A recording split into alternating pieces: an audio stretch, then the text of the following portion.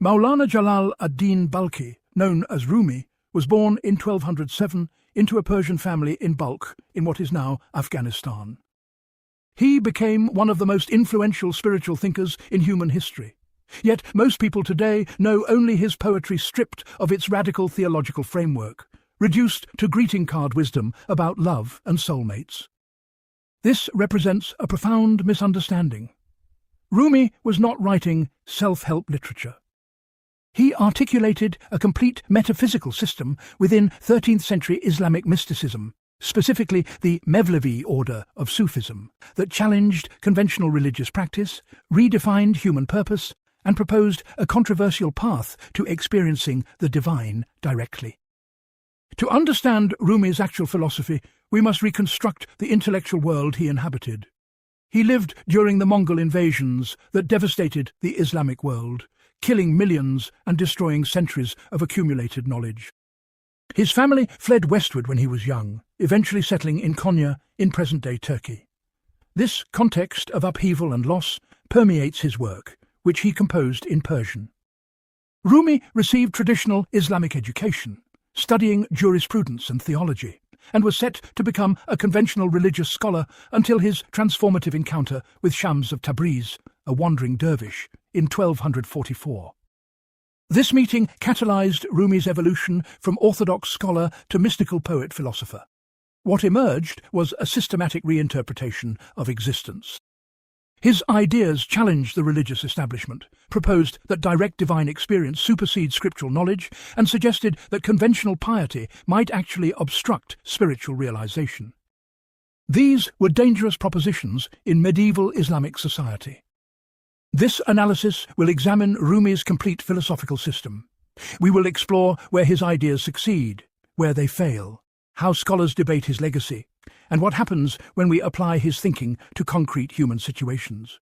We will not sanitize his contradictions or ignore his limitations. Part 1. The Foundational Metaphysics, Reality as Divine Manifestation. Rumi's entire philosophical system rests on a single radical premise. Everything that exists is God in disguise. This is not pantheism, the idea that nature itself is divine. Rather, Rumi articulates what Islamic philosophers call wahdat al-wujud, the unity of existence, though this term was formalized by his older contemporary Ibn Arabi. The concept proposes that only God possesses true existence, and everything we perceive as separate and material is actually God's self-manifestation, like countless waves that appear distinct but are all the same ocean. This sounds abstract, so let us make it concrete. When you look at another person, Rumi insists you are looking at God wearing a human mask. When you feel anger, that emotion is divine energy taking the form of anger. When you experience loneliness, that is God experiencing loneliness through you. There is no moment when you are not in direct contact with the divine, because there is nothing else that exists. The separation you feel is perceptual illusion, not metaphysical reality. Why does this matter? Because, if true, it revolutionizes ethics, purpose, and spiritual practice. If you harm another person, you are literally God harming God. If you seek God in heaven or in holy buildings, you are looking in the wrong place, because God is precisely where you already are. The entire project of religion transforms from following rules to gain divine favor into recognizing what has always been true. Rumi illustrates this through his famous reed flute metaphor. The reed flute moans because it was cut from the reed bed. It remembers its source and laments the separation. But here is the crucial insight most interpreters miss. The separation is not ontological, meaning it does not exist in the nature of things. The reed was never actually separate from the reed bed in essence, only in form. The flute's music is the reed bed singing through the flute. Similarly, your consciousness is God experiencing existence through your particular form. This creates an immediate philosophical problem that Rumi never fully resolves. If only God exists, what is sin? What is evil? If a murderer is God manifesting as a murderer and the victim is God manifesting as a victim, does this not eliminate moral responsibility? Rumi's response is subtle but ultimately unsatisfying to many scholars. He argues that evil exists within the dream of separation, the illusion that things are independent. Once you realize unity, evil becomes impossible because you cannot truly harm what you recognize as yourself. But this seems to make ethics contingent on enlightenment, which is deeply problematic. Let us examine a concrete application. A physician in 13th century Konya faces a patient dying of plague. Conventional Islamic theology says this is God's will, accept it, focus on the afterlife. Rumi's metaphysics suggests something different. The doctor, the patient, the disease, and the potential cure are all God in different forms. The doctor's compassion is God's compassion. The effort to heal is God attempting to heal God. This framework validates passionate engagement with the world, not just passive acceptance. It sacralizes medicine, not as interfering with divine will, but as participating in divine creative activity. But notice the trap. If the patient dies despite treatment, is that also God's perfect manifestation? Rumi would say yes. Then what distinguishes his view from fatalism, the idea that we should not try to change anything? Rumi argues that trying itself is divine. The effort matters regardless of outcome. But critics point out this can justify either radical activism or complete passivity, depending on interpretation. Scholarly debates about Rumi's metaphysics center on whether he actually believed in complete unity or retained some notion of creation as distinct from the creator. Orthodox Islamic theology maintains that God is utterly transcendent, wholly other than creation. Wahdat al-Wujud blurs or eliminates this distinction. Some Rumi scholars, particularly traditional Muslim scholars, argue his poetry uses unity language metaphorically while preserving orthodox theology underneath. Others, particularly Western academics and Sufi practitioners, insist he genuinely advocates for experiential unity, where distinction between self and God dissolves completely. The textual evidence supports the radical interpretation. In the Masnavi, his 6-volume masterwork of spiritual teaching stories, Rumi explicitly states that advanced mystics move beyond seeing creation as separate from God. He describes stages where the seeker first relates to God as other, then as beloved, then realizes the seeker and sought are identical. This progression is incompatible with maintaining absolute transcendence. Where does this metaphysics fail? First, it struggles to account for genuine novelty or freedom. If everything is predetermined divine manifestation, in what sense do your choices matter? Rumi tries to preserve human agency by arguing that within the dream of separation, choices are real and consequential. But this feels like having it both ways. Either your decisions are genuinely free, or they are predetermined divine unfolding. Calling them free within an illusion does not resolve the contradiction.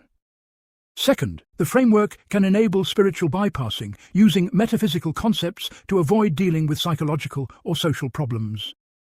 If suffering is just God experiencing suffering through you, and all experiences are equally divine, this can discourage addressing injustice or trauma. Modern Rumi enthusiasts sometimes use his poetry to avoid uncomfortable emotions or difficult relationships, claiming everything is perfect, as it is. This represents a failure to grapple with Rumi's actual teaching, which insists on deep emotional honesty and transformation, not avoidance disguised as acceptance. Third, Rumi's metaphysics has limited explanatory power for specific natural phenomena. It offers no mechanism for understanding why the divine manifests as galaxies versus flowers versus consciousness. It is a unifying framework, not a detailed theory. This makes it powerful for meaning-making, but weak for prediction or precise understanding. The contemporary philosopher Ken Wilber attempts to salvage Rumi's insight by distinguishing between absolute and relative perspectives. From the absolute view, only undifferentiated divine reality exists. From the relative view, the entire world of form, cause and effect, ethics and choices matters completely. Both are simultaneously true from different vantage points. Whether Rumi himself would accept this framing remains debatable, but it represents how modern thinkers try to preserve his insight while addressing its limitations. Part 2. The Theology of Love, Beyond Romance to Cosmic Force. Most people encounter Rumi through decontextualized quotes about love that sound like romantic poetry. This represents perhaps the greatest distortion of his thought. When Rumi speaks of love, he is not discussing human romantic relationships, though he does not exclude them. He is describing the fundamental force that drives the universe, the engine of all transformation, and the method by which God knows God. In Rumi's framework, love is not an emotion. It is ontological gravity, the force that pulls all manifestations back toward their source. Just as physical objects fall toward Earth due to gravity, all beings are pulled toward reunion with the divine through love. But this is not passive attraction. Love is active, violent, and destructive to the false self. It annihilates everything that pretends to exist independently. Consider Rumi's frequent fire metaphors. Love is the flame that burns away everything that is not God. When you love truly, in Rumi's sense, you are not adding something beautiful to your life. You are setting fire to your carefully constructed identity. The lover must die into the beloved.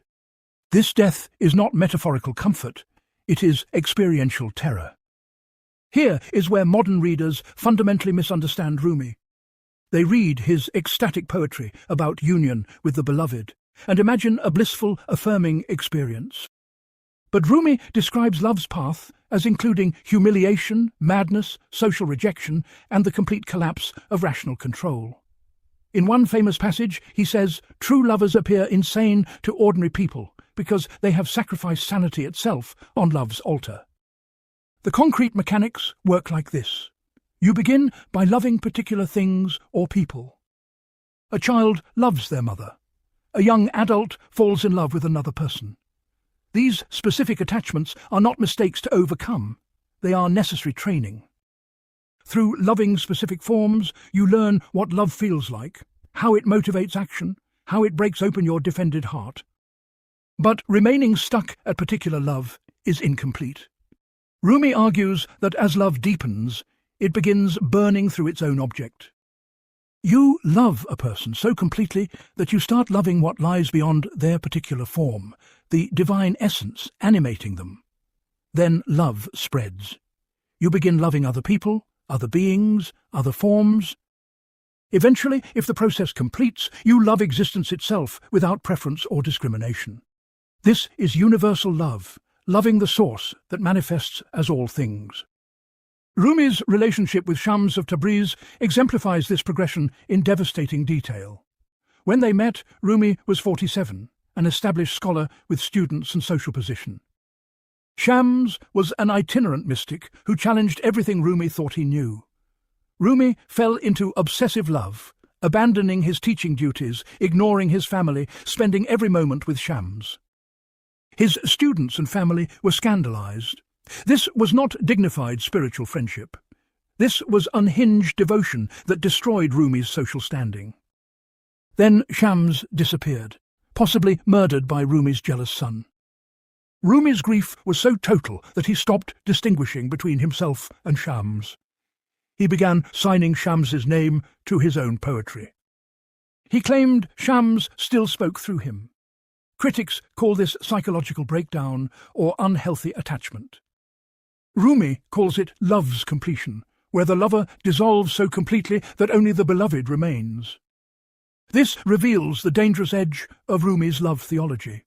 He appears to valorize losing yourself in another, which contemporary psychology recognizes as codependency or fusion. The difference, Rumi argues, is the direction of dissolution. Losing yourself in another person's ego is pathology. Losing yourself in the divine reality underlying that person is liberation. But how do you distinguish between these in actual experience, especially when emotion overwhelms clarity? Scholarly debates center on whether Rumi advocates for literal or metaphorical annihilation of self. The Arabic term is fana, extinction or passing away. Some scholars argue this means the ego or false self dies while essential personhood remains, transformed. Others insist Rumi describes complete dissolution where individual consciousness ceases entirely, merging into undifferentiated divine awareness. The textual evidence suggests Rumi holds both simultaneously, which seems contradictory. In some passages, the lover disappears completely, no trace remaining. In others, the purified lover persists but functions as transparent vessel for divine action. This may reflect different stages of realization or Rumi's own uncertainty about the ultimate nature of consciousness. Where does love theology fail in practice? First, it can justify remaining in abusive relationships by framing suffering as spiritual purification. If love requires enduring humiliation and destruction of self, how do you distinguish transformative spiritual crisis from destructive psychological harm? Rumi provides no clear guidelines. He assumes the beloved is divine or represents divinity, but what if you mistake ego projection or predatory behavior for divine challenge? Second, Rumi's framework de-emphasizes consent and boundaries. When love strikes, you surrender completely. This works metaphorically for divine relationship, but becomes problematic in human interaction. Modern Rumi enthusiasts sometimes use his poetry to pressure partners into unhealthy vulnerability, claiming resistance to surrender indicates spiritual failure. Third, the theology struggles with gradation and discernment. If all love is ultimately divine love finding its way home, what distinguishes healthy from unhealthy attachment? Rumi acknowledges that false love exists, loving the prison of ego rather than the liberation of unity. But his criteria for distinguishing true from false love rely on subjective experience of expansion versus contraction, which can be manipulated or misinterpreted. The contemporary philosopher Martha Nussbaum critiques Sufi love theology generally, including Rumi's version, for romanticizing suffering and loss. She argues this reflects historical conditions where people had limited control over their circumstances, so they developed philosophies that made suffering meaningful. In contexts where you can actually reduce suffering through social change or therapy, choosing suffering for spiritual reasons may reflect failure of imagination rather than deep wisdom. However, psychologists studying post-traumatic growth find something valuable in Rumi's framework. People who survive major loss or trauma often report that forced surrender of control, accepting what cannot be changed, opens unexpected capacity for presence and compassion. Rumi's poetry provides language for this transformation that clinical terminology cannot capture. The question becomes when surrender enables healing versus when it enables avoidance of necessary action. Rumi also develops a theology of divine love that differs from mainstream Islamic teaching. Orthodox theology presents God as loving, but also just, wrathful, and transcendent. Rumi emphasizes almost exclusively divine love to the point where other attributes fade into background. God becomes essentially love itself, not a being who chooses to love. This creates theological tension with Quranic passages describing divine judgment and hellfire. Rumi addresses this by suggesting these represent stages of purification, not eternal punishment. Hell is separation from God experienced as torment, but since only God truly exists, this separation cannot be ultimate or permanent.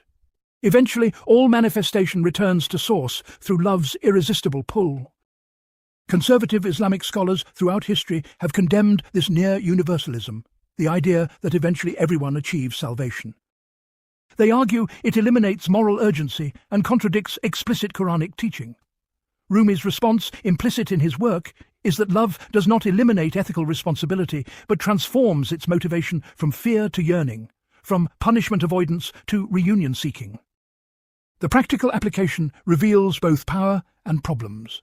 A contemporary person struggling with addiction might encounter Rumi's love theology. The typical reading says, "You are addicted because you're trying to fill spiritual emptiness with material substitutes.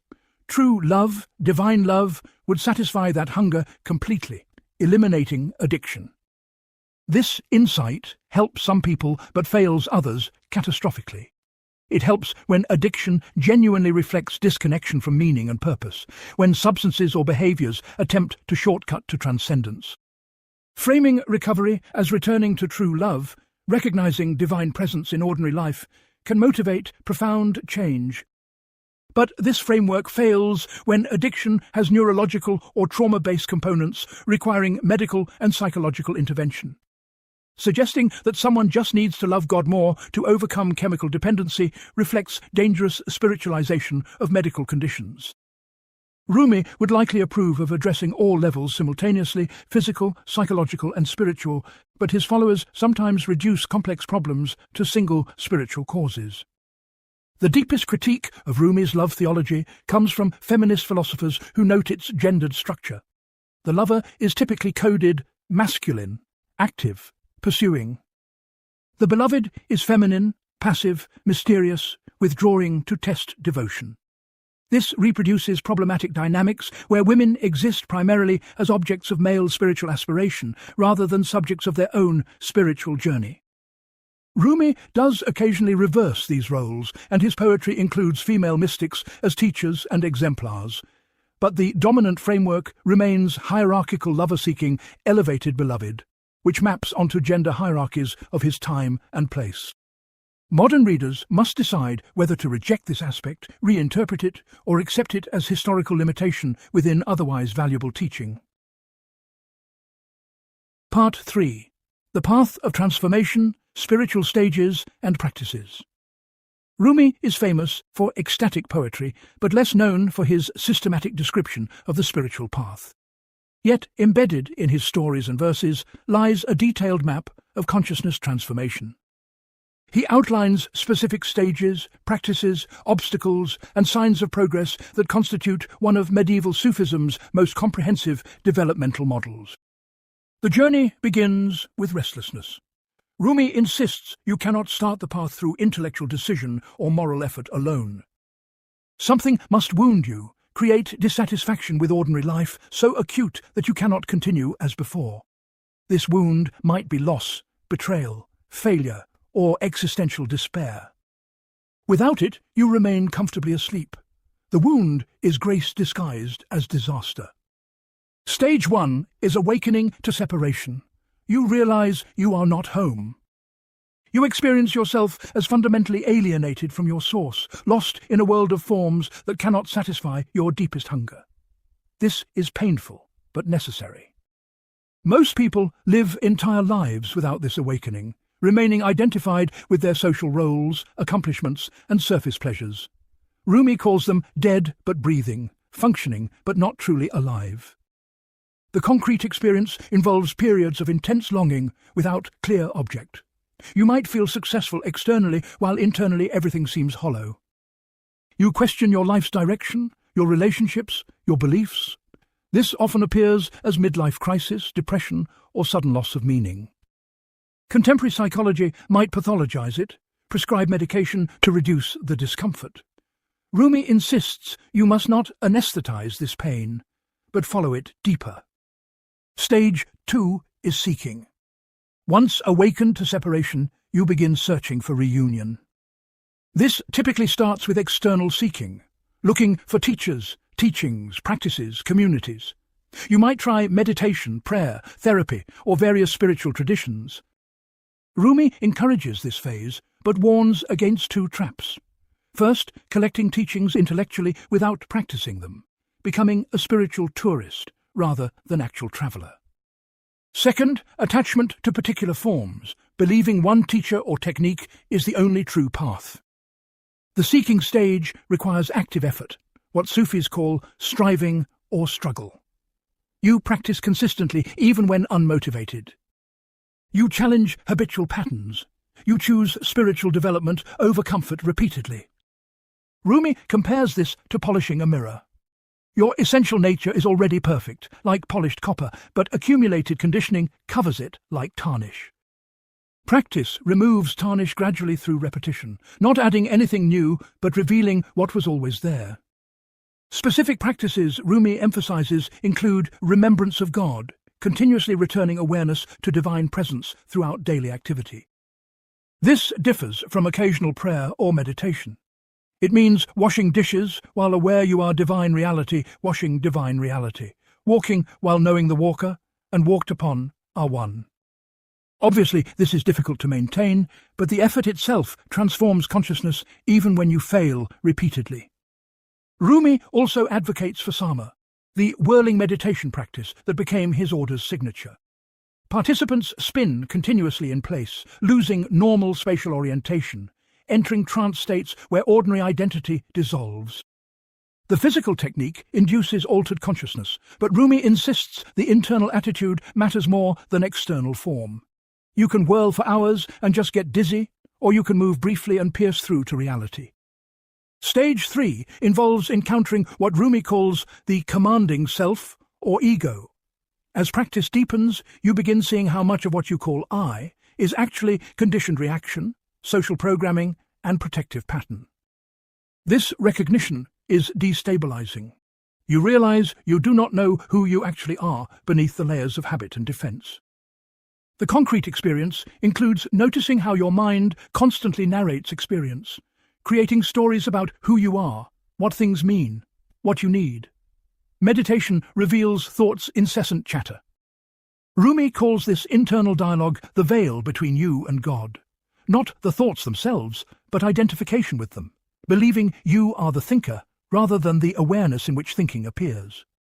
This stage produces profound disorientation as familiar reference points dissolve. You might question your career, relationships, beliefs about right and wrong. What seemed solid and real reveals itself as construction. Modern psychology calls this ego death, and it can be genuinely frightening. Some people require psychological support to navigate this phase safely. Rumi lived in a culture with established structures for this transition, but contemporary seekers often undergo it alone or with inadequate guidance. Stage 4 is purification through difficulty. Rumi insists the path requires being tested, facing situations that expose your remaining attachments and illusions. These tests are not punishments, but necessary friction that burns away what is false. They might appear as relationship conflicts, financial crisis, illness, or direct challenges from your teacher. The key insight is that you cannot graduate from spiritual kindergarten through good behavior and pleasant experiences alone. Growth requires confronting your shadow, the rejected and denied aspects of yourself. Rumi's stories frequently feature characters who think they are spiritual advanced, but crumble when genuinely tested. The person who remains calm in meditation but explodes in anger at minor frustration has not integrated their practice. Critics point out this theology of necessary suffering can justify abusive teaching relationships and prevent people from leaving harmful situations. Not all difficulty is spiritual growth opportunity.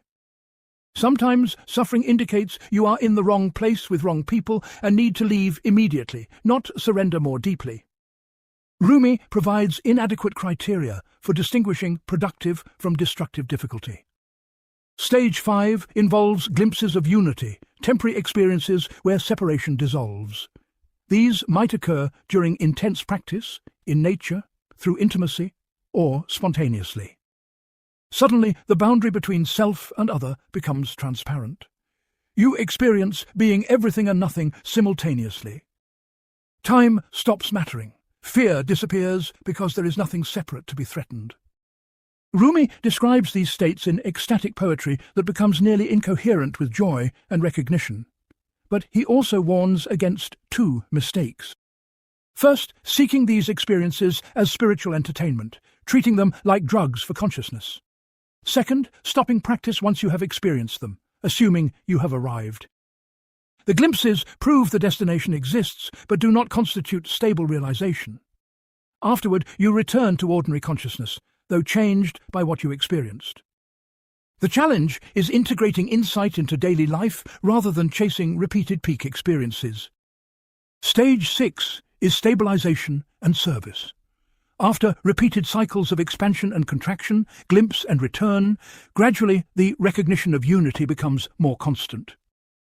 You no longer need special conditions to remember your true nature. It remains accessible through ordinary activity. At this stage, Rumi argues, you become useful to others in new ways, not through teaching or preaching necessarily, but through your presence itself. The purified person becomes a mirror in which others glimpse their own divine nature. Your function shifts from personal development to serving the development of all beings. Rumi emphasizes this is not about becoming a perfect person who never makes mistakes or has negative emotions. The realized person still experiences the full range of human feeling, but is not tyrannized by emotion or identified with mental states. They serve from wholeness rather than trying to fill personal emptiness through helping others, which creates codependency disguised as compassion. The final stage Rumi describes is complete annihilation, followed by subsistence in God. The separate self-sense disappears entirely, yet paradoxically you continue functioning in the world. This is the most controversial and difficult stage to describe or verify. Does Rumi claim individual consciousness ends completely? Does it persist but transformed beyond recognition? The evidence suggests he means something like this. Imagine a wave that suddenly realizes it was always ocean, never separate. The waveform continues temporarily, you still have a body and particular perspective, but the identification with being only this wave dissolves irreversibly. You know yourself as the entire ocean playing as this particular wave pattern. Where does this developmental model fail practically? First, it is too linear. Actual spiritual development rarely proceeds through neat stages. People spiral, regress, skip stages, or find certain stages do not resonate with their temperament or culture. Rumi's map reflects his experience and context, but may not universalize as smoothly as implied. Second, the model underemphasizes psychological health as prerequisite for spiritual development. Modern research shows that people with untreated trauma or personality disorders can access altered states and mystical experiences, but cannot integrate them healthily. They may become more dissociated, not more integrated. Rumi lived before psychology as discipline existed, so he lacks frameworks for addressing these issues. Third, the emphasis on transcendence can devalue embodiment and worldly engagement. While Rumi celebrates the body in some passages, the overall arc moves from material to spiritual, form to formlessness, world to God. This risks creating practitioners who are spiritually experienced but relationally immature, emotionally avoidant, or socially irresponsible, using spirituality to escape rather than transform their humanity. Contemporary teachers attempting to apply Rumi's path must address these limitations explicitly. They often combine his insights with psychological therapy, trauma work, and social justice frameworks. The question is whether this represents legitimate evolution or dilution of Rumi's teaching. Traditionalists argue modern additions weaken the radical challenge of complete self-transcendence. Reformers counter that context requires adaptation, and psychological health enables rather than opposes spiritual realization. Part 4. The teacher-student relationship, shams, and the necessity of the guide. Perhaps no aspect of Rumi's philosophy generates more controversy than his teaching on the absolute necessity of a human spiritual guide. Modern Western readers, valuing individualism and suspecting authority, often skip over or minimize this dimension. But for Rumi, the teacher-student relationship is not optional enhancement. It is the essential mechanism through which transformation occurs. Rumi's reasoning proceeds from his metaphysics. If you are asleep, if you are identified with illusion, how can you wake yourself up from within the dream? Someone already awake must shake you, someone standing outside your particular sleep. The spiritual teacher functions like this, disrupting your comfortable unconsciousness, forcing you to see what you're avoiding. But the relationship is not like ordinary education, where the teacher possesses information the student lacks. Rumi describes it more like midwifery. The truth is already within you, but you cannot birth it alone. The teacher provides pressure, discomfort, skillful intervention that enables emergence. They wound your ego precisely where wounding is needed to crack you open. His experience with Shams of Tabriz exemplifies this radical teaching relationship. Shams was not conventionally qualified as a spiritual teacher. He had no position, no students, no established reputation. He was a wandering dervish, known for being difficult, demanding, and uncompromising. Yet Rumi, already an accomplished scholar and teacher himself, immediately recognized Shams as his spiritual master. What Shams did to Rumi appears psychologically violent by contemporary standards.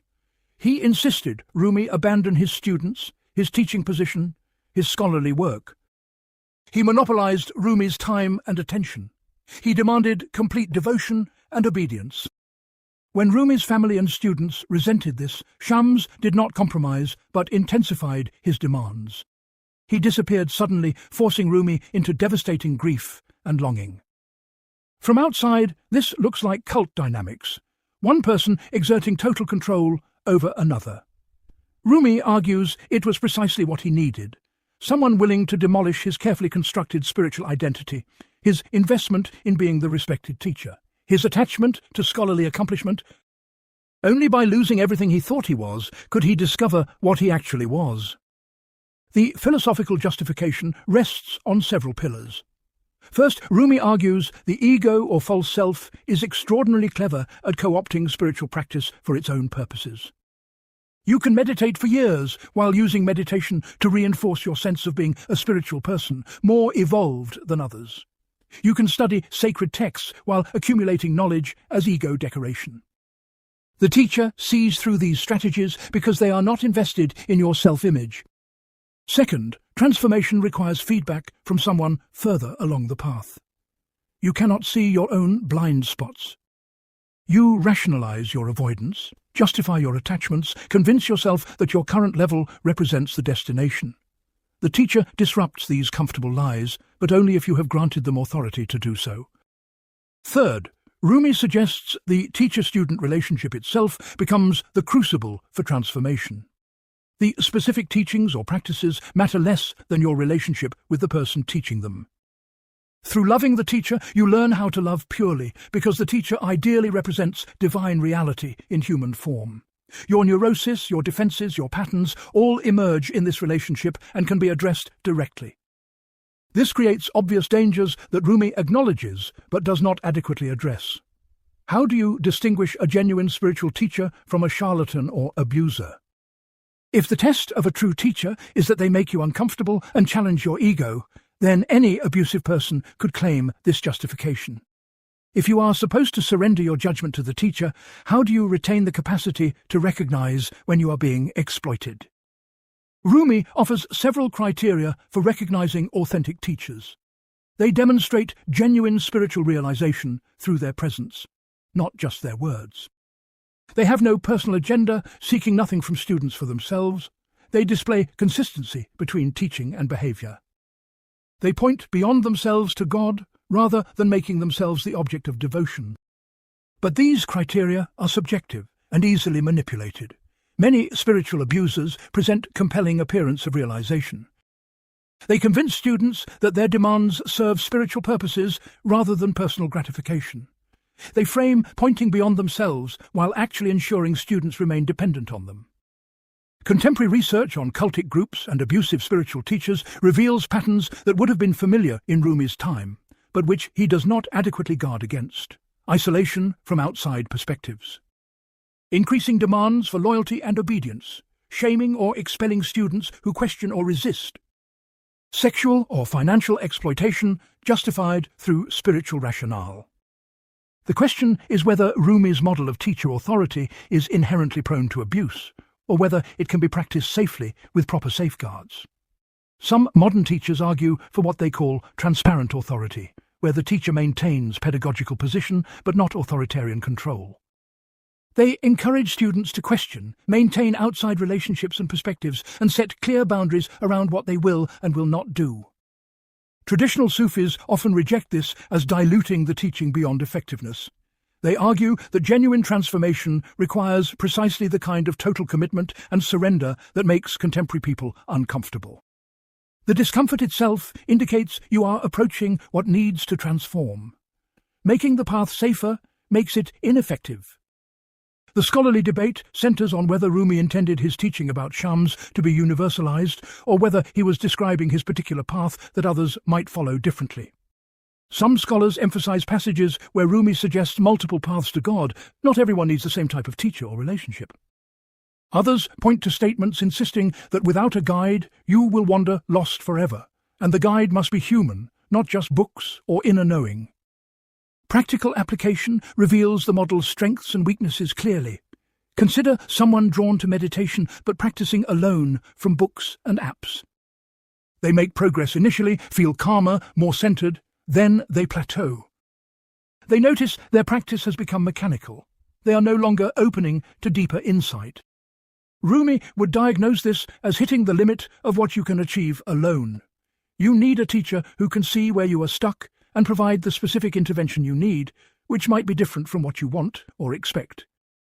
The teacher might intensify practice when you want comfort, or relax standards when you're trying too hard, or challenge beliefs you have been avoiding. This works well when the teacher is genuinely skilled and ethical. The student progresses beyond what seemed possible alone. They integrate insights into daily life with guidance on navigating obstacles. The relationship becomes profoundly transformative.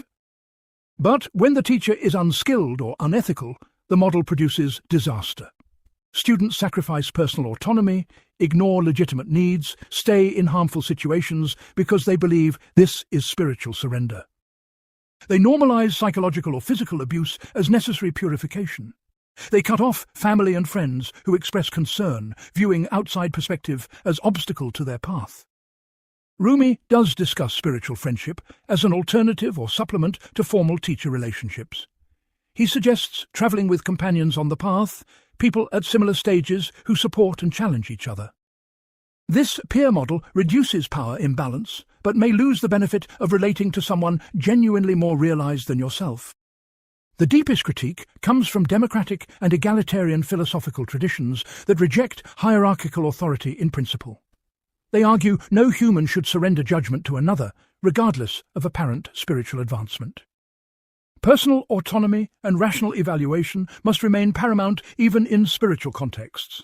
Teacher and student should relate as equals, collaborating on the student's development, not master and disciple with absolute authority dynamic. Rumi would likely respond that this democratic model protects the ego it should be dissolving. The insistence on maintaining personal authority and judgment is precisely what prevents breakthrough to reality beyond the personal. You cannot think your way to selflessness while protecting your right to personal sovereignty.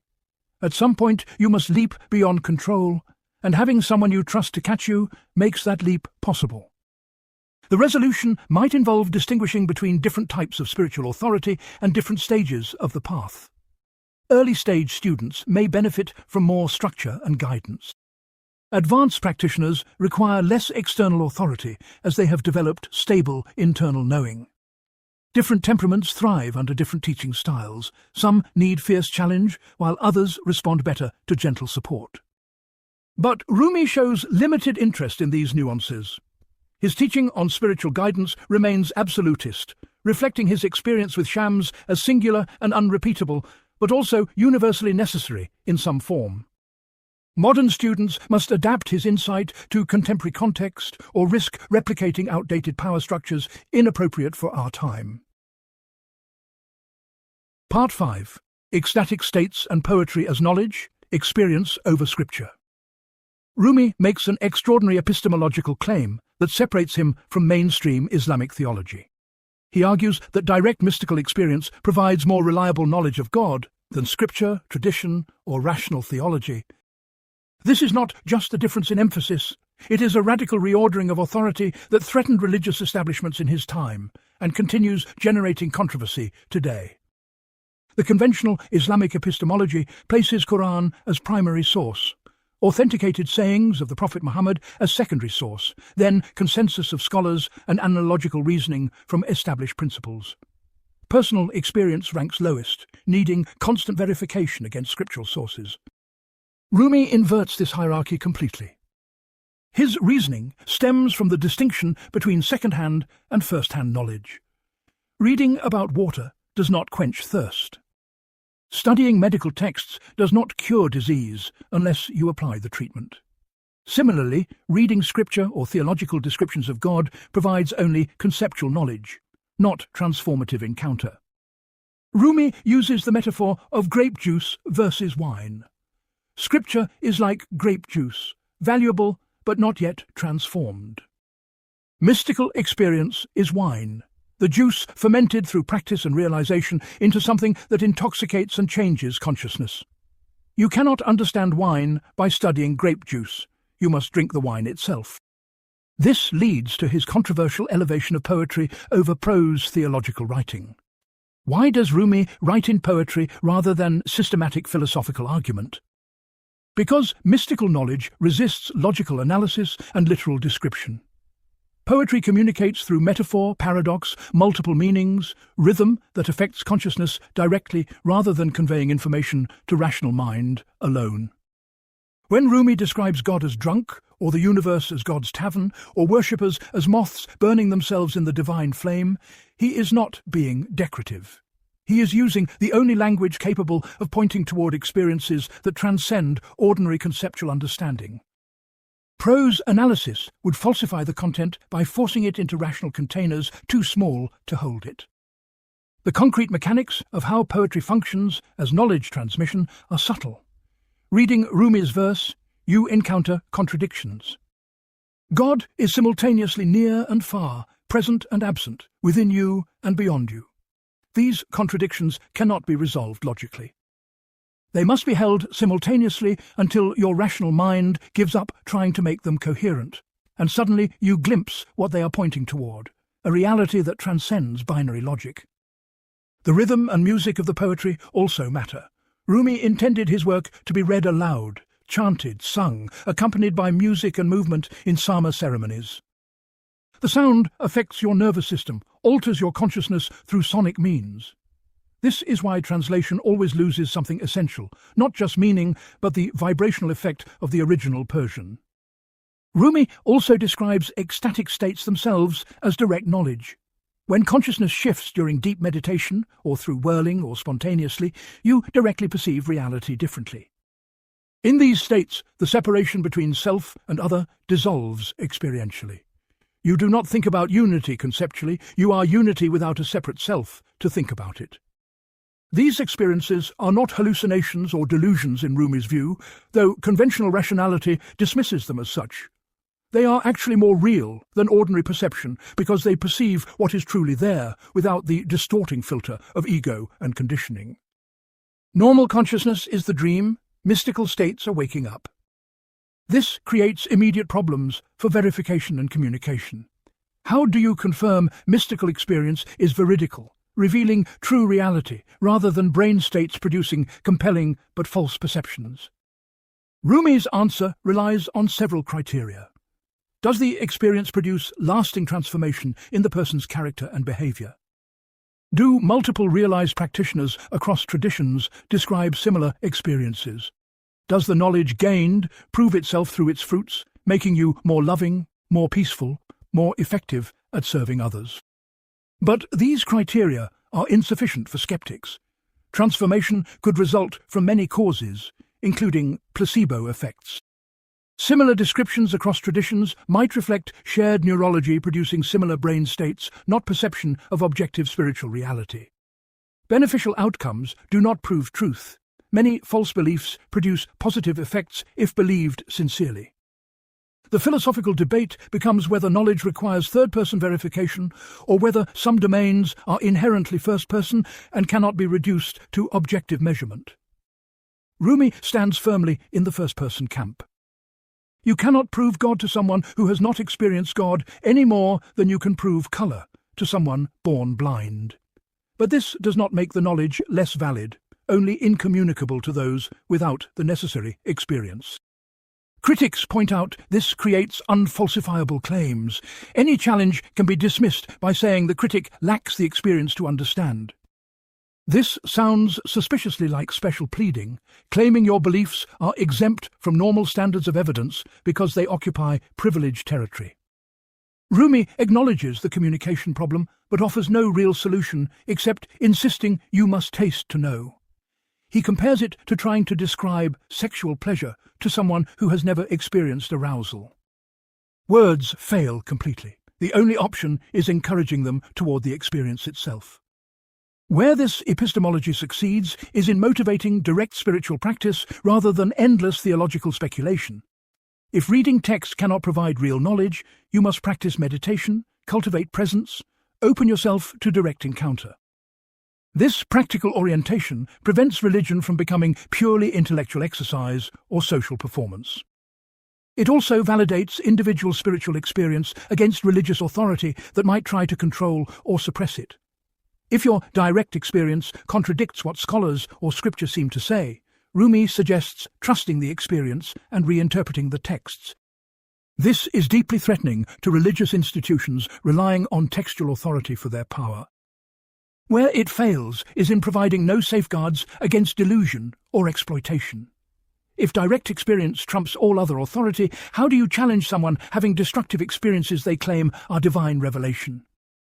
Throughout history, people have committed atrocities, believing they were following direct guidance from God. Some epistemological humility and external verification seems necessary. Rumi attempts to address this by emphasizing the teacher's role in validating and interpreting experiences. You report your mystical experiences to your guide, who has traveled farther and can distinguish genuine insight from ego fantasy. But this just shifts the problem. Now you need to verify the teacher's realization, which requires the same first-person knowledge you do not yet have. The practical application reveals both power and danger clearly. Someone new to meditation begins experiencing unusual states, perhaps feeling boundless love, or perceiving energy moving in their body, or sensing presence they interpret as divine. Rumi's framework validates these experiences as potentially real contact with spiritual reality, not just brain chemistry. This encouragement can motivate deeper practice and prevent premature dismissal of genuine insight as neurological noise.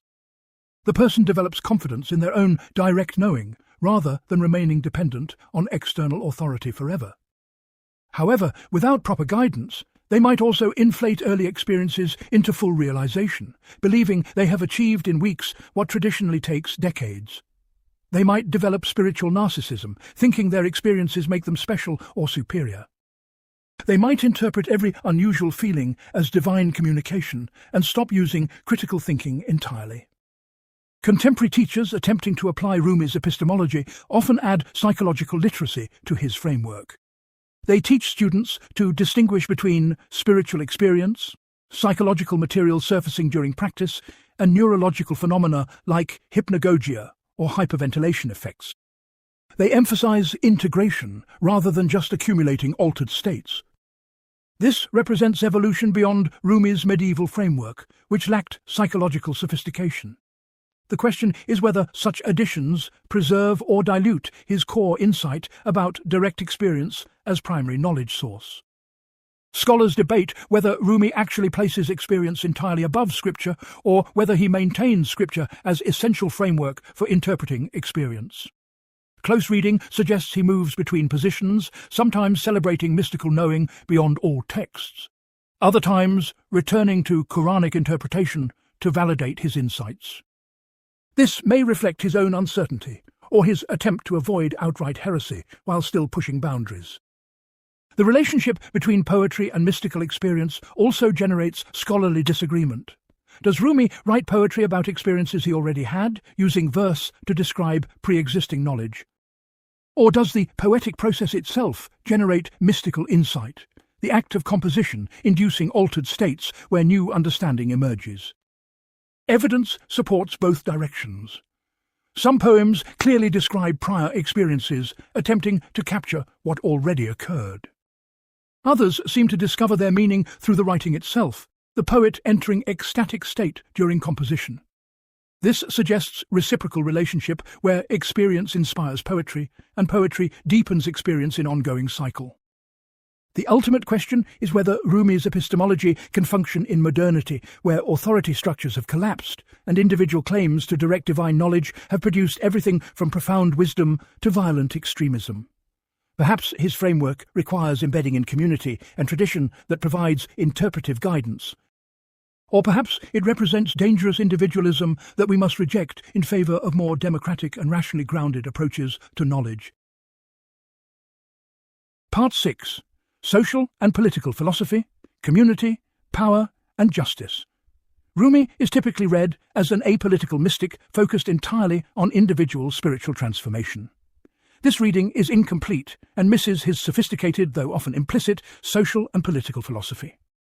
Embedded in his poetry and stories are specific claims about community organisation, economic justice, political power and social responsibility that deserve serious examination. His core political insight stems from his metaphysics. If all beings are divine manifestations, then hierarchy based on birth, ethnicity, gender, or wealth is arbitrary and false.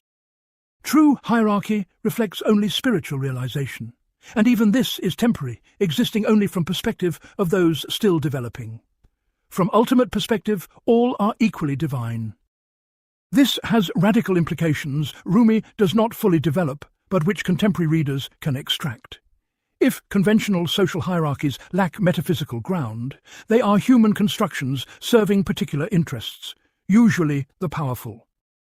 They can be challenged, dismantled, reorganized based on different principles. Rumi does not call for political revolution explicitly, but his metaphysics undermines traditional authority structures thoroughly.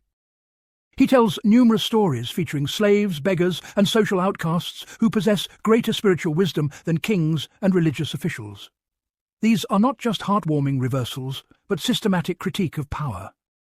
The people society deems worthless or inferior often have clearer spiritual sight precisely because they have nothing to lose, no investment in maintaining illusions that benefit them materially.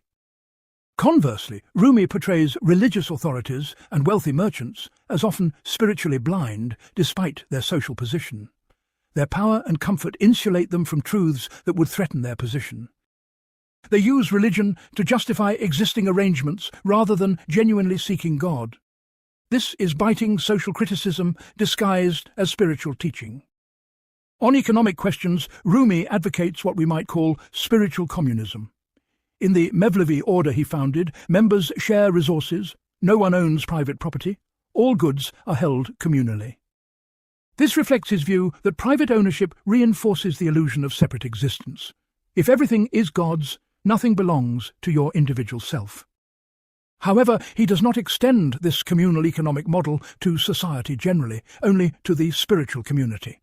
He seems to accept that ordinary society will have property, commerce, and economic hierarchy, while holding that those seriously pursuing spiritual realization must renounce such things. This creates a two-tier system, one set of rules for spiritual practitioners, another for everyone else. The question is whether this represents failure of vision or pragmatic accommodation. Perhaps Rumi believes most people are not ready for communal economics, and imposing it would create suffering rather than liberation. Or perhaps he simply does not think through implications of his metaphysics for social organization beyond spiritual communities. On political power, Rumi's position is complex and somewhat contradictory. He counsels kings and rulers, suggesting he accepts their authority as legitimate. Yet his advice consistently emphasizes that true power is spiritual, not political, and rulers should see themselves as servants rather than masters. He warns that earthly power corrupts spiritual development unless exercised with extreme humility and awareness of its transience. He tells stories of rulers who lose everything, showing that political power provides no security or ultimate meaning.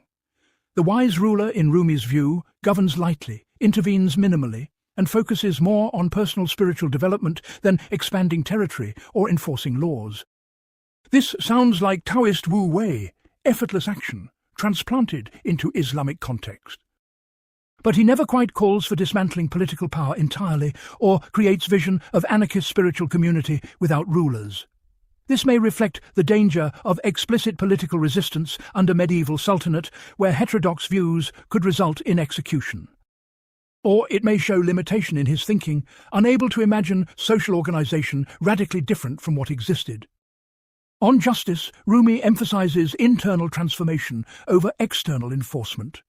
The just person acts justly not from fear of punishment or expectation of reward, but because they see all beings as themselves. You cannot harm another when you recognize that other as your own being in different form. This makes conventional legal systems unnecessary for the realized, though still needed for those living in illusion of separation. Critics point out this internalizing of justice can enable systemic oppression to continue unchallenged. If the solution to injustice is individual spiritual realization, not collective action to change structures, then existing power arrangements persist indefinitely. The oppressed are told to transform themselves spiritually rather than resist their oppression materially. Rumi does not quite fall into this trap completely. He tells stories praising those who challenge corrupt officials and unjust rulers. He validates anger at injustice as potentially sacred emotion when motivated by defense of the vulnerable. But he lacks systematic framework for distinguishing when resistance is necessary versus when acceptance and surrender is appropriate. On community organization, Rumi emphasizes organic development over rigid structure. The Mevlevi order he founded avoided complex hierarchies initially, organizing around practices like sama and communal dwelling rather than elaborate rule systems. This reflects his suspicion of legalism and external authority, believing community works best when members are bound by love and shared purpose rather than written regulations. However, after Rumi's death, the order did develop hierarchy, rules, and formal structures. This raises question whether his vision was workable long-term, or whether some structure inevitably emerges as community grows and faces practical challenges. Modern intentional communities struggle with the same question: how to balance spontaneity and structure, individual freedom and collective coherence. Rumi's view of gender and social roles is thoroughly medieval, accepting most conventional arrangements of his time. Women have souls and can achieve spiritual realization equally with men, but social roles remain differentiated and hierarchical. He occasionally praises female mystics and includes women in his stories as spiritual teachers, but does not challenge patriarchal family structure or women's limited public roles. This represents clear limitation requiring critique. His metaphysics of universal divine unity should logically extend to gender equality in social practice, not just spiritual potential. That he fails to make this extension shows how even radical mystics remain embedded in their time's unquestioned assumptions. Contemporary applications of Rumi must explicitly reject his gender politics while preserving valuable insights. On religious pluralism, Rumi is surprisingly progressive for his era. He insists that different religious traditions are paths up the same mountain, valid for those following them sincerely. He includes stories of Christians, Jews, Zoroastrians, and others achieving spiritual realization through their own traditions. He suggests fighting over religious doctrine is spiritually immature, like children arguing about descriptions of candy rather than actually tasting it. However, scholars debate whether Rumi's pluralism is genuine acceptance of difference or concealed superiority, claiming all paths lead to his truth. Does he really honor Christianity on its own terms, or does he interpret it through Islamic Sufi lens, finding it valuable only insofar as it approximates his view? This question matters because false pluralism that appears accepting while actually assimilating difference is common throughout religious history. Practical application of Rumi's social philosophy today faces multiple challenges. His emphasis on spiritual community resonates with people seeking alternatives to atomized individualism. Modern intentional communities and spiritual centers often draw on his vision of shared life, organized around practice and mutual support, rather than economic competition. But these communities frequently struggle with questions Rumi does not adequately address. How do you handle interpersonal conflict without rigid rules, but also without tolerating abuse? How do you make decisions collectively while honoring both wisdom of experienced members and voice of newer participants? How do you support members economically while maintaining communal orientation? His critique of materialism and status-seeking remains powerfully relevant. Consumer capitalism functions by keeping people identified with their separate self, constantly seeking fulfillment through acquisition and achievement. Rumi's insistence that only spiritual realization satisfies provides radical alternative, though one difficult to practice while embedded in economic systems demanding participation. His vision of justice, grounded in recognizing divine unity in all beings, could inform progressive politics today.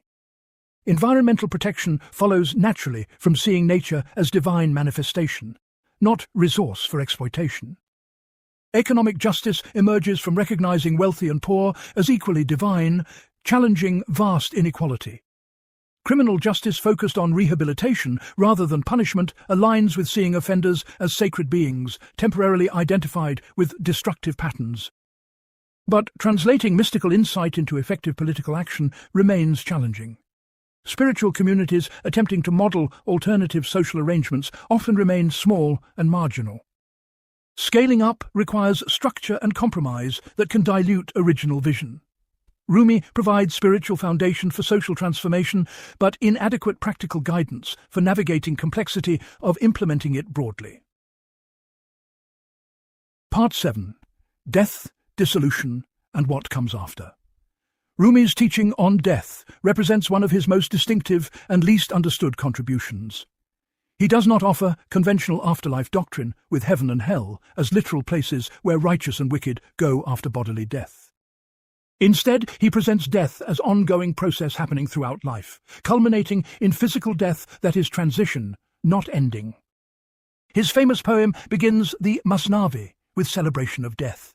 He compares the human soul to a reed cut from the reed bed, longing to return. But what dies in death is not the person, but the illusion of separate personhood. What you think of as yourself, your identity, memories, preferences, all the psychological structure is temporary form that must dissolve so essential consciousness can recognize itself. This requires distinguishing between physical death, ego death, and ultimate dissolution. Physical death is body's cessation, the form you have identified with decomposing and returning to earth. Ego death is psychological structure dissolving while body still lives. What happens in deep meditation or mystical experience when the self-sense temporarily disappears.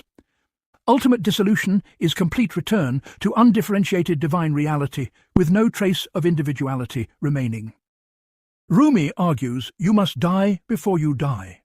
This means undergoing ego death while still physically alive so you can discover what remains when identity vanishes. If you wait until bodily death to discover this, you face the terror of dissolution unprepared.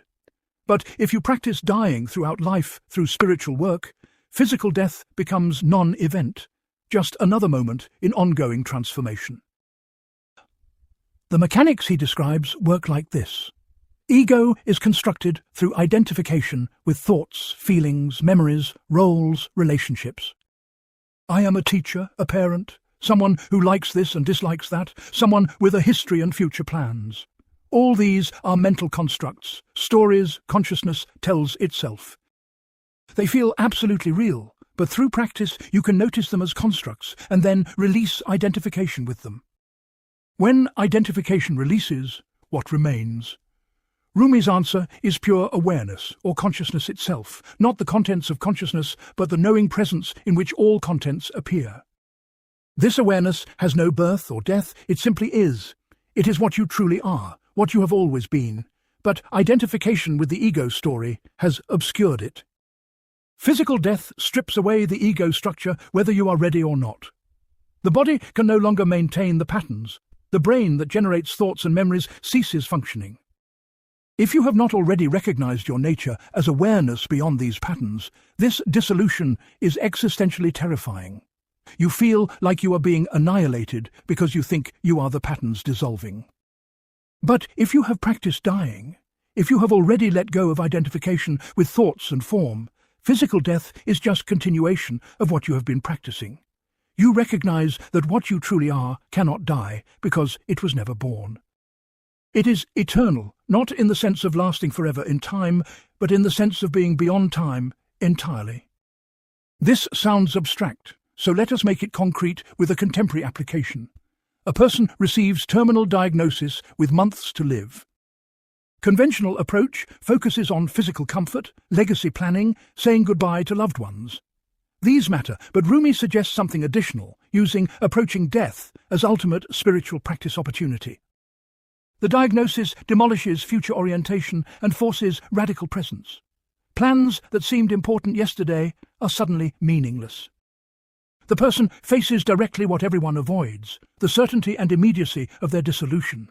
This can catalyze the surrender and letting go that people resist their entire lives. Rumi would encourage this person to see approaching death as grace, the universe forcing the spiritual work you could not do voluntarily. Rather than fighting it or distracting yourself, you turn toward it, consciously releasing attachment to all the things you will lose, your body, your identity, your relationships, your accomplishments. Through this release, you might discover what remains when everything else falls away. This practice is sometimes called conscious dying. Hospice workers and spiritual counselors trained in contemplative traditions help dying people work with their fear and attachment, not to eliminate them, but to move through them toward acceptance and peace. Research shows people who engage this process often experience profound shifts in the final weeks or days, reporting loss of fear, sense of peace, and sometimes mystical experiences of unity. Critics argue this romanticizes death and dying, which for many involves pain, confusion, fear, and indignity. Not everyone achieves peaceful acceptance. Some people suffer tremendously to the end, suggesting they should find this spiritually meaningful risks, adding guilt to their suffering, implying they are failing spiritually if they cannot accept their death gracefully. Rumi's response, implicit in his work, is that difficulty of dying reflects how much letting go is required. If you have spent entire life building and defending your identity, it will not collapse easily or painlessly. The struggle itself is the process, and even difficult death can be spiritually transformative if you allow yourself to be broken by it, rather than resisting to the bitter end. But this still does not adequately address situations where cognitive decline prevents conscious engagement with dying. Someone with advanced dementia cannot practice conscious dissolution because their awareness itself has fragmented. Rumi's framework has limited applicability to these situations beyond encouraging caregivers to maintain loving presence. On the afterlife question, Rumi's position is nuanced and often misunderstood. He does not reject heaven and hell as concepts, but reinterprets them psychologically and spiritually rather than geographically. Heaven is experience of unity with God. Hell is experience of separation from God. Both occur now based on your consciousness state and continue after death as consciousness transitions without body. Whether this transition involves individual consciousness persisting or dissolving completely into undifferentiated unity remains ambiguous in Rumi's work. Some passages suggest the purified soul maintains its individuality eternally, enjoying eternal relationship with God. Other passages describe complete dissolution where no trace of separate identity remains, the drop merging into ocean so completely that speaking of the drop afterward makes no sense. This ambiguity may be intentional, reflecting Rumi's sense that ultimate truth exceeds conceptual description. Or it may reflect genuine uncertainty, these questions exceeding what he can know through experience and requiring speculation he recognizes as inadequate. Scholarly debate focuses on whether Rumi's view is compatible with orthodox Islamic teaching on afterlife. Traditional doctrine describes bodily resurrection, literal heaven and hell, and individual souls experiencing reward or punishment based on earthly deeds. Rumi's psychological and mystical reinterpretation seems far from this literal reading. Some scholars argue Rumi preserves orthodox teaching while adding mystical layer. Both are true simultaneously. Others insist he fundamentally rejects literal interpretation while using traditional language to avoid persecution. The textual evidence supports both readings depending on which passages you emphasize. Where Rumi's death teaching succeeds is in reducing existential anxiety through practice rather than belief. You do not need to believe in particular afterlife scenario to benefit from practicing ego dissolution now. The practice itself provides direct experience of consciousness beyond psychological structure, which answers death anxiety through direct knowing rather than conceptual assurance.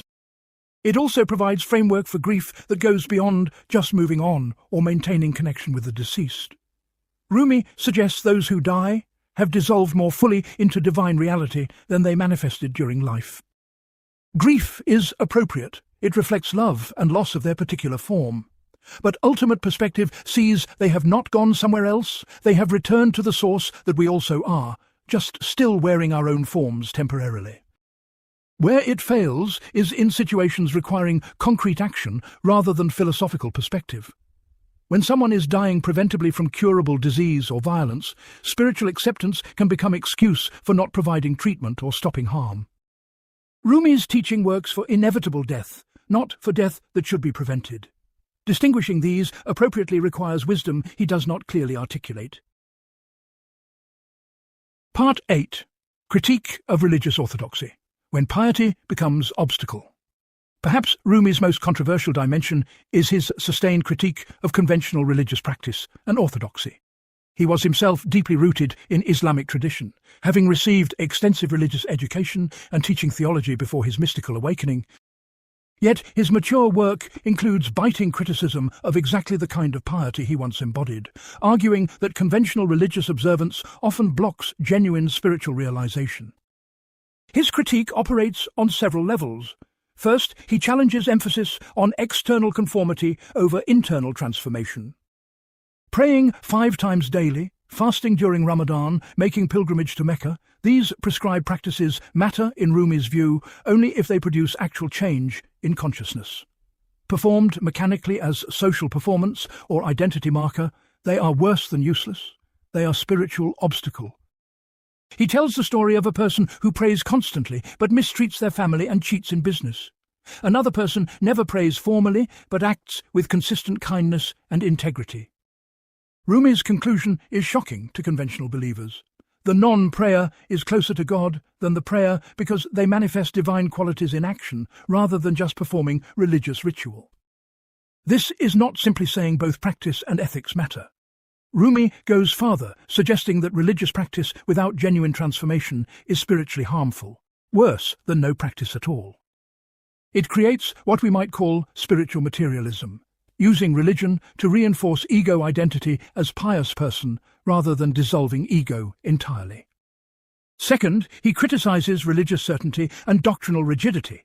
Those who are most certain they possess truth, who believe their interpretation of Scripture is definitively correct, are furthest from genuine knowing, in Rumi's view.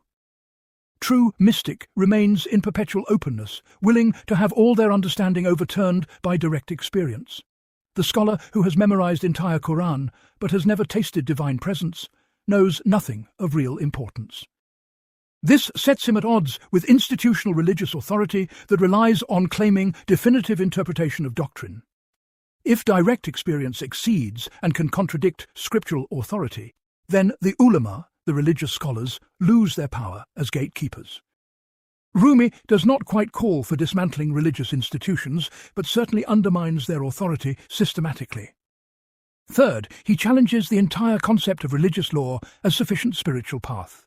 Islamic Sharia, divine law, provides detailed guidance on every aspect of life, from prayer to commerce to family relations. Orthodox theology presents following Sharia as the path to salvation. Rumi suggests Sharia is at best preliminary stage, essential for beginners, but which must be transcended. His metaphor is that Sharia is like the body of religion, necessary but not sufficient. The Sufi path is like the soul of religion, animating the body and giving it meaning. Following rules without spiritual realization is like having a corpse. The form remains, but the life has departed. Yet pursuing spiritual experience while ignoring ethical life is equally incomplete, like trying to exist as soul without body. This creates complex relationship where Rumi neither fully accepts nor fully rejects religious law. He seems to say you must honor the forms while recognizing they are not the ultimate point. But in practice, he and his followers certainly violated many conventional expectations, particularly around music and dance, which conservative scholars viewed as impermissible innovation. The most dangerous aspect of his critique involves religious identity itself. Rumi famously says he is neither Christian nor Jew nor Muslim, not from any religion or tradition. He places himself beyond all religious categories, claiming identity only with the infinite divine reality. This appears to invalidate religious boundaries and exclusive truth claims entirely. Orthodox Muslims in his time and later condemned this as heresy, abandoning Islam. Rumi's defenders argue he is not rejecting Islam, but perfecting it by moving from exoteric outer form to esoteric inner truth. From his perspective, genuine Islam is submission to God, which means dissolution of all false identity, including religious identity that reinforces separation. But critics on all sides find this unsatisfying. Conservative Muslims accuse him of destroying Islam through relativistic mysticism that treats all religions as equal paths. Progressive universalists accuse him of using mysticism to avoid taking ethical stands that require choosing positions over others. If all perspectives are equally valid paths up the mountain, how do you condemn obviously harmful religious teachings and practices? Rumi's response, never fully articulated, seems to be that from absolute perspective all is divine manifestation, but from relative perspective discrimination and judgment remain necessary. You can honour all sincere spiritual seeking while still challenging teachings that produce harm. But he provides no clear methodology for making these distinctions. The practical implications generate ongoing controversy. Modern practitioners drawn to Rumi often take his critique as permission to ignore all religious form and tradition, creating personal spiritual practice from whatever appeals to them. This spiritual eclecticism or buffet approach picks pieces from multiple traditions without committing to any particular discipline. Rumi would likely critique this as another form of ego comfort, staying in charge of your spiritual life rather than surrendering to transformative practice. His critique is not that all religious forms are useless, but that they must be practiced with intention toward actual transformation. Picking only comfortable pieces from various traditions while avoiding their challenging aspects defeats the purpose.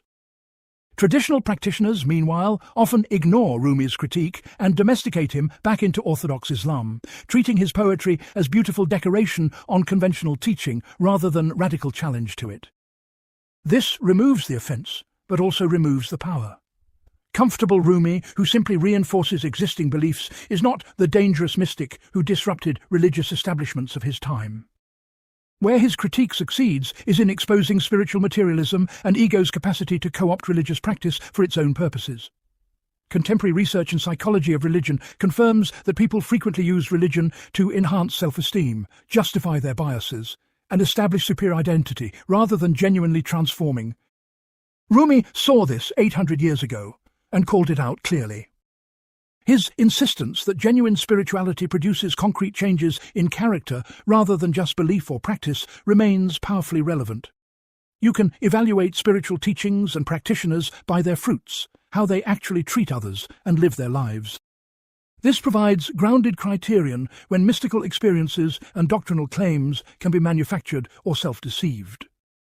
Where his critique fails is in fully addressing how religious tradition and community enable rather than just obstruct spiritual development. While Rumi challenges rigid orthodoxy, he himself remained embedded in Islamic tradition and Sufi lineage. He never pursued completely individual path independent of tradition. Yet his rhetoric sometimes implies such independence is possible or even preferable.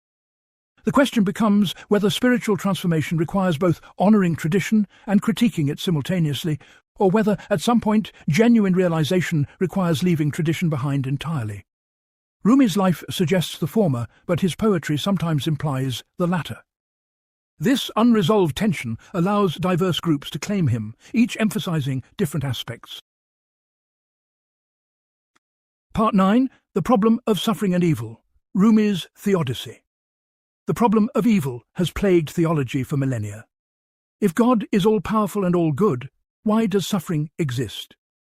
Rumi's response to this question, his Theodicy, flows directly from his metaphysics, but creates as many problems as it solves. His answer is simultaneously profound and potentially dangerous, capable of producing either liberation or spiritual bypassing, depending on how it is understood. The foundation of his Theodicy is radical acceptance that evil and suffering are necessary aspects of divine manifestation. Without darkness, light has no meaning. Without pain, pleasure cannot be recognized. Without evil, good cannot exist as category. This is not merely philosophical abstraction. Rumi claims this reflects metaphysical necessity. God cannot create a world containing only one polarity. Duality is intrinsic to manifestation itself. He uses the metaphor of a carpet viewed from above versus below. From underneath, you see only chaos, tangled threads in apparently random patterns. From above, the same threads form beautiful, coherent design. Human perspective is like viewing from beneath. We see only our limited slice of reality. From divine perspective, viewing the whole simultaneously, what appears as evil and suffering is actually a necessary element of perfect pattern. This immediately creates the problem of perspective. If we only understood the whole picture, we would see that everything is actually perfect. including genocide, child abuse, terminal illness, and all forms of cruelty and suffering. This sounds like justification for accepting and even celebrating evil, which is morally repugnant. Rumi is aware of this problem, but his solutions remain unsatisfying to many critics. His first clarification is that evil is real within the level of manifestation, within the dream of separation. You cannot and should not dismiss someone's suffering as unreal. When a child starves, that suffering is absolutely real to the child and to everyone who loves them. Rumi insists on honouring the reality of pain while simultaneously holding a larger perspective. The mechanics work through understanding different levels of reality. At the empirical level, the level of lived experience, evil is genuinely evil and must be addressed, alleviated, prevented. At the metaphysical level, the level of ultimate reality, only God exists manifesting as all things, including what we experience as evil. Both perspectives are valid, and spiritual maturity involves holding them simultaneously without collapsing one into the other. A concrete example clarifies this. A physician treating victims of violence sees the suffering as absolutely real and works tirelessly to heal and prevent further harm. This is the appropriate response at the empirical level, full engagement with alleviating suffering.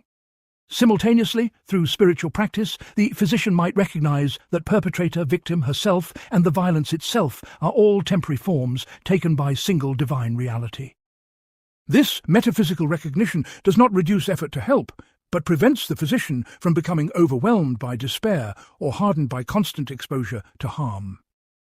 Rumi suggests that evil serves several functions within divine economy. First, it provides the friction necessary for spiritual growth. Without obstacles, challenges, and suffering, consciousness would remain dormant, never awakening to question existence and seek deeper truth. Your greatest spiritual advances typically follow your worst suffering, not your most comfortable periods. Second, evil reveals character and develops virtue. Courage cannot exist without danger. Compassion requires suffering to address. Patience needs frustration to practice against.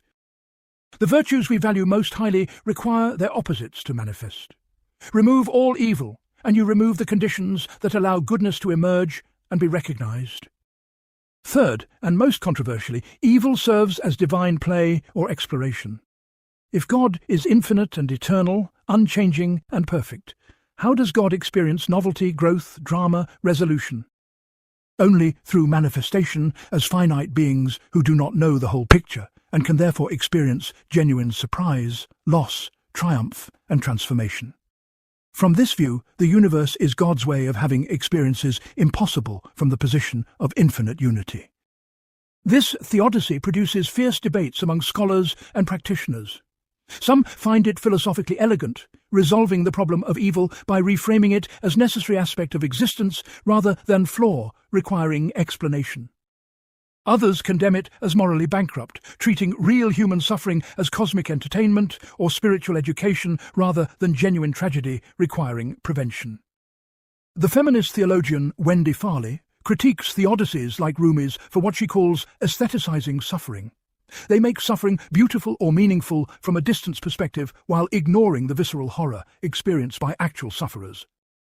A mother watching her child die of cancer is not helped by being told this is part of a perfect pattern she cannot see, or that suffering enables spiritual growth. Such explanations add insult to injury, suggesting the mother should find meaning in unbearable loss.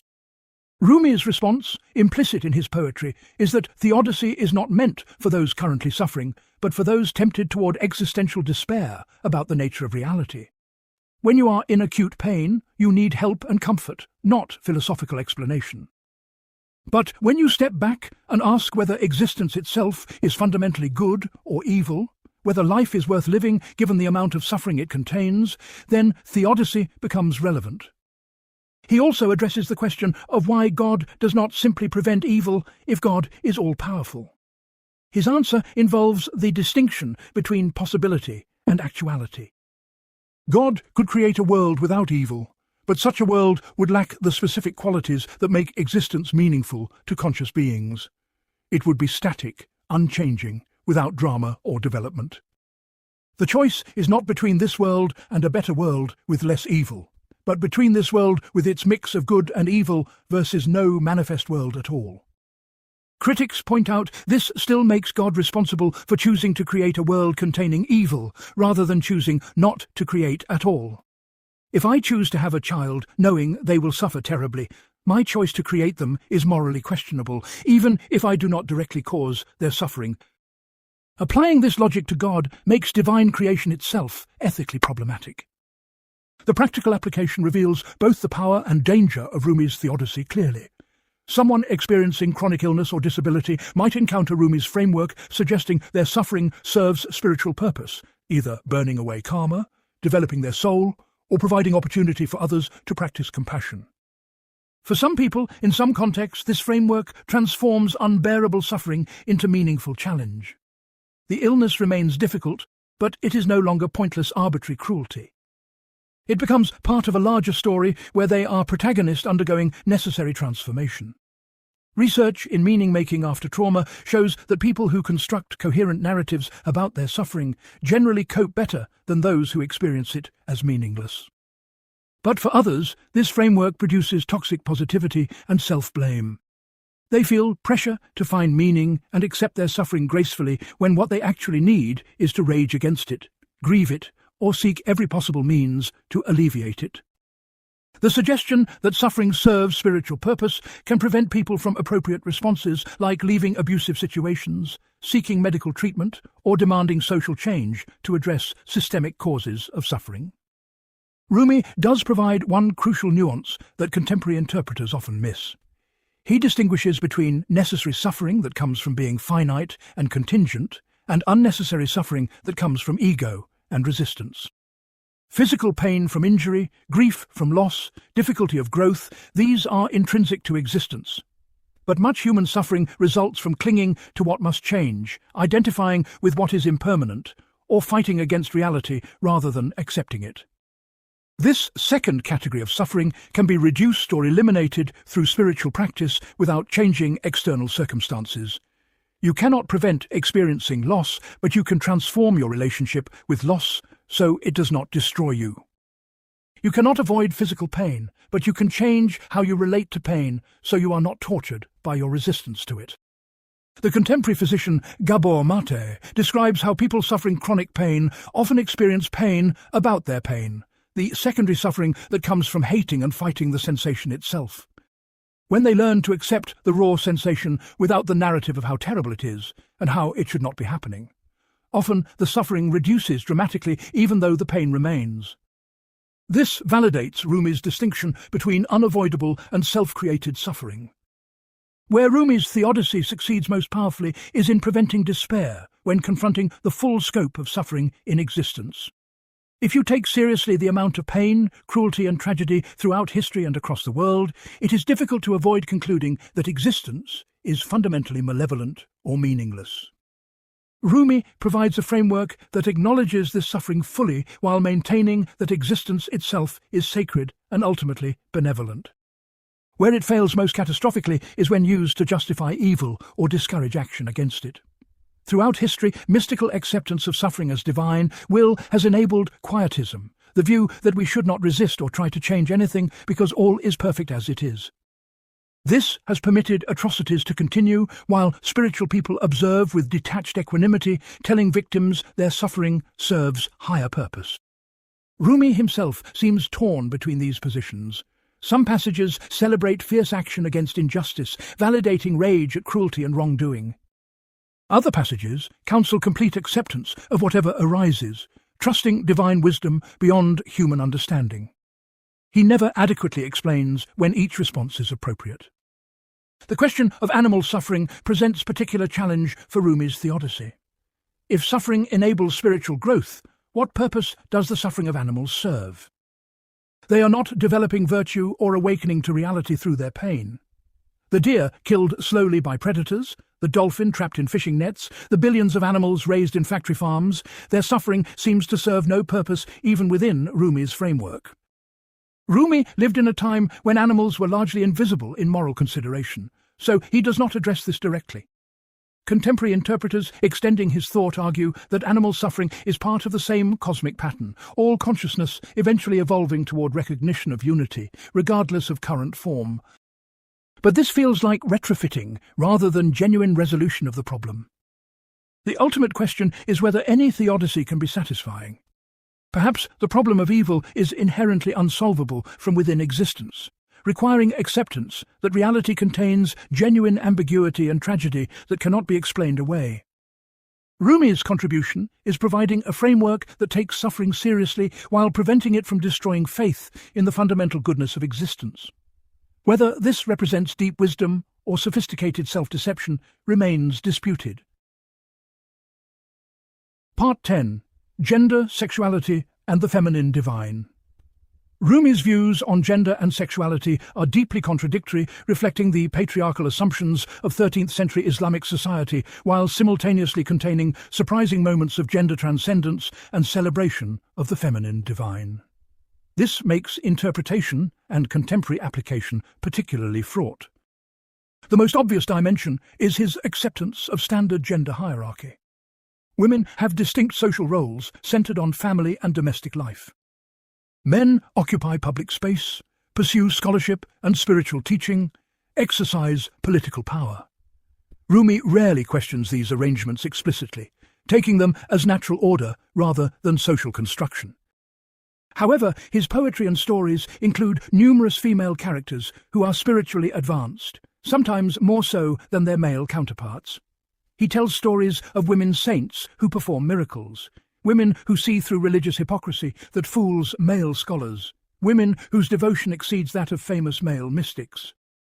This suggests he recognizes spiritual capacity as independent of gender, even while accepting social gender restrictions. The famous story of Rabia al-Adawiyah appears in his work multiple times.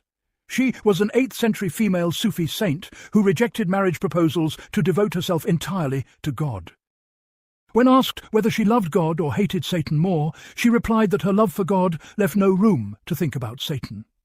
Rumi presents her as exemplar of pure devotion, superior to male mystics of her time. This creates space for women's spiritual authority within traditional structures, but does not challenge those structures themselves. Women can be saints and mystics, but still should not teach publicly, lead prayers, or exercise institutional authority. Rumi never advocates for women's equal participation in religious or social leadership. His treatment of sexuality is similarly complex. Sexual desire and pleasure appear frequently in his poetry, sometimes literally describing physical intimacy, sometimes metaphorically representing soul's union with God.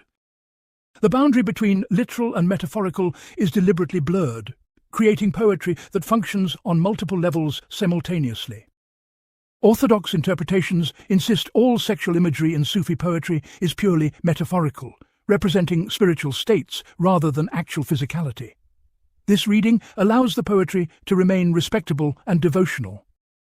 More recent scholarship argues Rumi genuinely celebrates physical sexuality as manifestation of divine creative energy, not as something to transcend, but as something to integrate into spiritual life. The evidence supports both readings, depending on which poems you emphasize. Some clearly use sexual imagery metaphorically, describing union with the divine beloved in erotic terms that cannot be literal. Others seem to describe actual physical intimacy as sacred act, divine energy expressing itself through bodies in union. His relationship with Shams of Tabriz adds another layer of complexity. The intensity of devotion Rumi expresses toward Shams, the obsessive quality of their connection, and the poetry describing union with the beloved led some modern scholars to interpret this as homosexual relationship. Traditional interpreters vehemently reject this reading, insisting the relationship was purely spiritual mentorship. The debate is unresolvable, given available evidence, and reflects contemporary concerns projected onto historical figures who lived before modern categories of sexual orientation existed. What is clear is that Rumi experienced profound intimacy with Shams that transcended conventional friendship and conventional teacher-student relationships. Whether this intimacy included physical sexuality is unknown and perhaps misses the point. More important is how Rumi's poetry has been appropriated by contemporary LGBTQ spiritual seekers, finding in his celebration of same-sex intimacy, however interpreted, validation for their own relationships. Traditional religious authorities condemn this appropriation as misreading, while progressive interpreters celebrate Rumi as ahead of his time in recognizing love's validity regardless of gender. Rumi's treatment of the feminine divine represents perhaps his most interesting dimension regarding gender. Islamic theology presents Allah with both masculine and feminine attributes. 99 divine names that include merciful, beautiful, patient, gentle, traditionally coded feminine, alongside powerful, majestic, dominant, coded masculine. Rumi emphasizes the feminine attributes, particularly divine beauty and mercy, more than many Islamic thinkers of his time. He also uses feminine imagery for God and soul extensively. God is bride, beloved woman whose veil the seeker longs to lift. The soul is feminine, she who receives divine masculine in ecstatic union. This differs from traditions where God is exclusively masculine and soul is bride. However, feminist scholars note that even when the feminine divine appears in Rumi's work, it is often as object of male desire rather than subject of her own experience. The beloved is mysterious, withdrawing, testing the lover through absence, essentially passive, while the masculine lover pursues actively. This reproduces problematic gender dynamics, even while celebrating the feminine. Some passages do transcend this, presenting the divine feminine as active creative force. The universe emerges from divine womb. God mothers creation into being. These images honor feminine as powerful generative principle, not just beautiful object of contemplation. The question of gender transcendence or dissolution is central to understanding Rumi's ultimate view. At highest levels of realization, he suggests gender distinctions dissolve along with all other categories. The realized being is neither male nor female, or equally both, having transcended identification with gendered form. In union with God, the soul sheds all limiting identities, including gender. This can be read as liberating, suggesting spiritual realization frees people from restrictive gender roles and expectations. Or it can be read as problematic erasure, insisting people must transcend their gendered experience to achieve realization rather than realizing themselves fully as gendered beings. Contemporary feminist theology generally argues for embodied spirituality that honors rather than transcends gender. Women's experience as women provides unique spiritual insights that should be valued, not overcome. Similarly, LGBTQ spiritual approaches often emphasize integrating rather than transcending gender and sexual identity. Rumi's transcendent model can seem to devalue these identities as ultimately unreal obstacles to overcome. Practical application reveals the tensions clearly. A contemporary woman drawn to Rumi finds inspiration in his female mystics and celebration of divine feminine. She uses his poetry to deepen her spiritual practice and finds herself opening to profound states of union and presence. This empowers her spiritual life and validates her capacity for direct realization. But she also encounters passages assuming women's inferiority or using feminine imagery in ways that objectify rather than honor women. She must decide whether to accept Rumi as a flawed product of his time, whose essential insights remain valuable, or reject him for failing to challenge patriarchy adequately. Similarly, a gay man finds in Rumi's poetry language for the spiritual depth of his relationship with his partner. The beloved and lover imagery resonates with his experience of devotion that is simultaneously physical and spiritual. Rumi's work validates that his love contains a sacred dimension beyond mere physical attraction or conventional romance. But traditional Sufis and many Muslims insist Rumi would condemn homosexual relationships as sinful, and that interpreting his poetry as validating them is gross distortion. The gay reader must navigate claiming Rumi for himself versus respecting how Rumi's tradition interprets him. Scholarly debates rage about whether we should interpret historical figures through their own context or through contemporary values. Traditionalists insist we must understand Rumi as 13th-century Muslim scholar who accepted orthodox views on gender and sexuality, even if he pushed boundaries in some respects. Progressives argue that his essential insight about divine unity, transcending all categories, logically extends to gender and sexuality equality, even if he did not make that extension himself. The question is whether we can separate the transformative core of Rumi's teaching from the limiting cultural assumptions in which it was embedded. Can you practice Rumi's path while rejecting his gender assumptions? Or are those assumptions so integral to his worldview that removing them distorts everything? Where Rumi succeeds regarding gender is in demonstrating that spiritual realization is not the exclusive domain of men.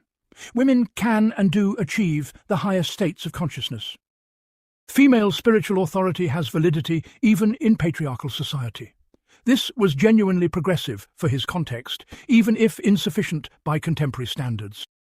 Where he fails is in not extending his radical insight about the illusory nature of all categories to critique the social construction of gender hierarchy itself. If all separation is illusion, if all beings are equally divine, then gender-based restrictions on women's participation in religious and social life are unjustifiable. That Rumi does not see this reveals the limits of even mystics to transcend their cultural conditioning completely. The ultimate question is whether contemporary practitioners should try to recover a gender-egalitarian Rumi from his texts, create a new Rumi updated for contemporary values, while acknowledging this involves creative interpretation, or honestly present his views as limited while extracting what remains valuable. Each approach has adherents, and each involves trade-offs between historical accuracy and contemporary relevance. Part 11. Historical Influence: How Rumi Shaped Islamic and World Thought. Rumi's impact on Islamic civilization, and eventually world thought, is difficult to overstate. Yet this influence is uneven, profound in some domains, while barely registering in others, and often involves creative misreading as much as accurate transmission. Understanding how his ideas propagated requires tracing multiple threads through centuries of intellectual and cultural history. Within Islamic world, Rumi's immediate influence centered on the Mevlevi order he founded. After his death in 1273, his son Sultan Valad organized his followers into formal structure that became one of the major Sufi orders. The Mevlevi order spread throughout Ottoman Empire, establishing lodges in major cities where members practiced sama, the whirling meditation, studied Rumi's writings, and developed the traditions that continue today. The order gained political influence as Sufi lodges often did in Islamic societies, serving as centers of education, social welfare, and sometimes political power. Ottoman sultans patronized the Mevlevis, attended summer ceremonies, and sought blessing and counsel from Mevlevi sheikhs. This gave Rumi's teaching institutional power to shape Islamic practice beyond just mystical circles. However, his influence on mainstream Islamic theology and jurisprudence remained limited and controversial. Orthodox scholars continuously debated whether his metaphysics were compatible with Quranic monotheism. The doctrine of Wahdat al-Wujud, unity of existence, faced repeated condemnation as heretical by ulama, who saw it as pantheism incompatible with God's transcendence. Some scholars wanted Rumi's works banned, while others defended him as expressing orthodox teaching in poetic language requiring proper interpretation. This tension meant Rumi's ideas influenced Islamic mysticism profoundly, but Islamic law and theology only tangentially. Sufi orders throughout the Islamic world studied his Masnavi as spiritual textbook, calling it the Quran in Persian. But legal scholars and systematic theologians engaged his thought minimally or critically. His poetry influenced Persian and Turkish literature massively. Every subsequent Persian poet worked in Rumi's shadow, either emulating or reacting against his style and themes. The entire tradition of mystical love poetry in Persian develops largely from Rumi's innovations, his use of everyday life as metaphor for divine relationship, his willingness to shock with unconventional imagery, his celebration of intoxication and madness as spiritual states. Outside the Islamic world, Rumi remained virtually unknown in the West until the 19th century. A few Orientalist scholars studied him as part of cataloguing Persian literature, but he did not penetrate Western consciousness significantly. This changed gradually through the 20th century as Western interest in Eastern spirituality increased. The key transmission moment came through translations. Early English translations by Reynold Nicholson in the early 1900s made Rumi accessible to English readers for the first time, though Nicholson's scholarly literal style limited popular appeal. The breakthrough came with Coleman Barks's translations beginning in the 1970s, which popularized Rumi enormously in America and beyond. Barks created free adaptations rather than precise translations, working from literal versions by Persian scholars and recreating the poems in accessible contemporary American English. His Rumi emphasized universal spiritual themes while de-emphasizing Islamic specifics, creating poetry that resonated with spiritual but not religious seekers. This approach made Rumi the best-selling poet in America by the 1990s, an extraordinary achievement for a 13th-century Islamic mystic. However, scholars of Persian literature criticize Barks's translations as distortions that remove Rumi from his Islamic context and create a New Age version bearing limited resemblance to the original. They argue Barks strips out Quranic references, Islamic theology, and cultural specificity, leaving generic spirituality that Americans find comfortable, but that falsifies Rumi's actual thought. The debate reflects larger questions about translation philosophy. Should translation prioritize literal accuracy or effective communication in the target language? Barks argues his goal is creating poetry that functions in English the way Rumi's functioned in Persian, which requires freedom to adapt rather than word-for-word rendering. Critics counter that this freedom becomes license to remake Rumi into whatever contemporary readers want him to be. Regardless of this debate, Barks's Rumi influenced millions of Western readers. Self-help authors, yoga teachers, spiritual coaches, and New Age practitioners quote Rumi constantly. His poems appear on greeting cards, in weddings, in motivational speeches. He has become a cultural touchstone for people seeking spiritual meaning outside traditional religion. This popularization created what scholars call the pop Rumi phenomenon, which we will examine more in the next part. But the influence extends beyond just popular spirituality. Psychologists have drawn on Rumi's insights about ego dissolution and consciousness transformation. Poets across languages cite him as influence on their work. Interfaith dialogue uses Rumi as example of mysticism, transcending religious boundaries. His influence on progressive Islam and Islamic reform movements is complex. Some Muslim reformers embrace Rumi as representing Islam's mystical heart, offering alternative to legalistic and political interpretations that dominate contemporary discourse. They point to his tolerance, his celebration of love over law, his transcendence of sectarian division as model for revitalizing Islamic thought. Conservative Muslims often reject this appropriation, arguing Rumi is being distorted to serve progressive agenda just as much as Western translators distort him for New Age purposes. They insist genuine Rumi affirmed orthodox Islamic practice and never intended his mysticism to replace rather than supplement Sharia. This tension plays out in contemporary Turkey, where Rumi's tomb in Konya is major pilgrimage site and tourist attraction. Secular Turks claim him as symbol of Turkey's pre-Ottoman cultural heritage and open spiritual tradition. Religious Turks claim him as Islamic saint, whose teachings support their vision of pious society. Each group emphasizes different aspects of his legacy to support their political and cultural agenda. His influence on Western philosophy has been limited but growing. Perennialist philosophers like Aldous Huxley and Houston Smith drew on Rumi to support their view that all religions share mystical core. Process philosophers and panentheists find in Rumi's metaphysics resources for thinking about God's relationship to world. Phenomenologists interested in altered states of consciousness study Sufi practices, including those Rumi described. Contemporary interest in contemplative practice and mindfulness has created new appreciation for Rumi's practical teachings. His descriptions of meditation, presence, and ego dissolution resonate with people practicing Buddhist vipassana, Christian contemplation, or secular mindfulness. This creates interesting syncretism, where Rumi's Islamic mysticism informs practices drawing on multiple traditions. The influence on music and performing arts has been substantial globally. The Mevlevi whirling ceremony has become UNESCO World Heritage cultural practice, performed as both devotional ritual and artistic presentation. Musicians across genres, from classical to electronic, have composed pieces inspired by Rumi or set his poetry to music. Contemporary dance frequently draws on whirling and Sufi movement practices. Where Rumi's historical influence succeeds most is in demonstrating that Islamic civilization produced profound mystical and philosophical thought that speaks beyond its original context.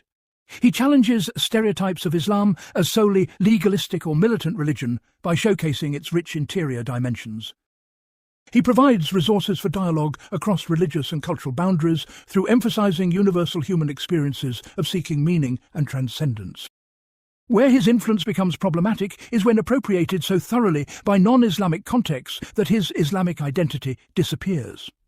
This represents a form of cultural colonization, where the West takes what it finds useful from Islamic civilization while rejecting the religion itself. Muslims often feel Rumi is being stolen from them, his Islamic dimensions erased to make him palatable to people who would reject an explicitly Muslim teacher. The question becomes whether Rumi's ideas can travel across cultures and be adapted to new contexts while still honouring their origins, or whether such adaptation inevitably becomes distortion and appropriation that harms the source community. This debate applies beyond Rumi to all cultural exchange and translation, but becomes particularly fraught given power imbalances between Western and Islamic worlds. His influence continues evolving in the 21st century as new translations appear, scholars produce more nuanced interpretations, and diverse communities claim him for various purposes. The struggle to understand and transmit Rumi authentically while making him relevant to contemporary concerns defines much of the current engagement with his legacy. Part 12. Modern Misinterpretations. The Pop Rumi Problem. Perhaps no historical spiritual teacher has been as thoroughly sanitized, simplified, and misrepresented in popular culture as Rumi.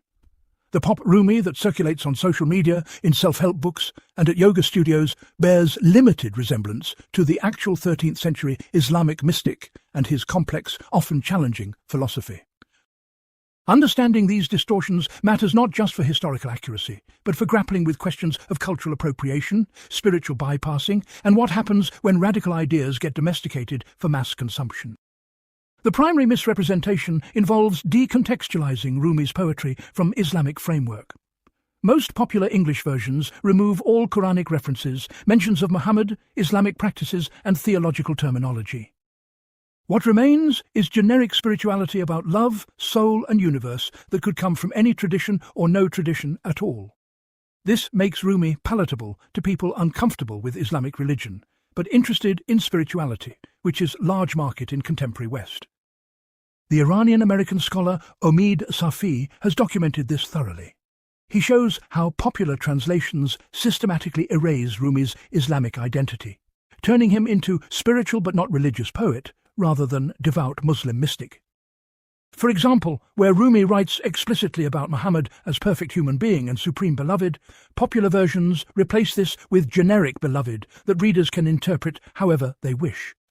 Where Rumi discusses Islamic practices like prayer and fasting, popular versions omit these passages or reframe them as universal spiritual principles divorced from specific religious context. This creates Rumi who affirms what Western spiritual seekers already believe rather than challenging them with ideas foreign to their assumptions. The actual Rumi insisted on importance of teacher, criticized religious hypocrisy, demanded ego death through difficulty and suffering, and embedded everything in Islamic theology and practice. Pop Rumi offers comfortable affirmation, tells you your soul is already perfect, celebrates love without specifying what love requires, and makes spirituality seem easy and pleasant. The concrete mechanics of distortion work through several processes. First, selective quotation pulls individual lines from longer poems that qualify or complicate them. The famous line, "Out beyond ideas of wrongdoing and right-doing, there is a field, I will meet you there," circulates constantly as suggesting ethical relativism or transcendence of moral judgment. But in context, Rumi is describing a state of consciousness beyond duality that still acknowledges right and wrong at relative level, not dismissing ethics entirely. Second, mistranslation or creative adaptation changes meaning substantially. Coleman Barks, whose translations made Rumi hugely popular, worked from literal translations by Persian scholars and created free English versions prioritizing poetic impact over precision. While this produces beautiful poetry, it also introduces interpretations and emphasis not present in original.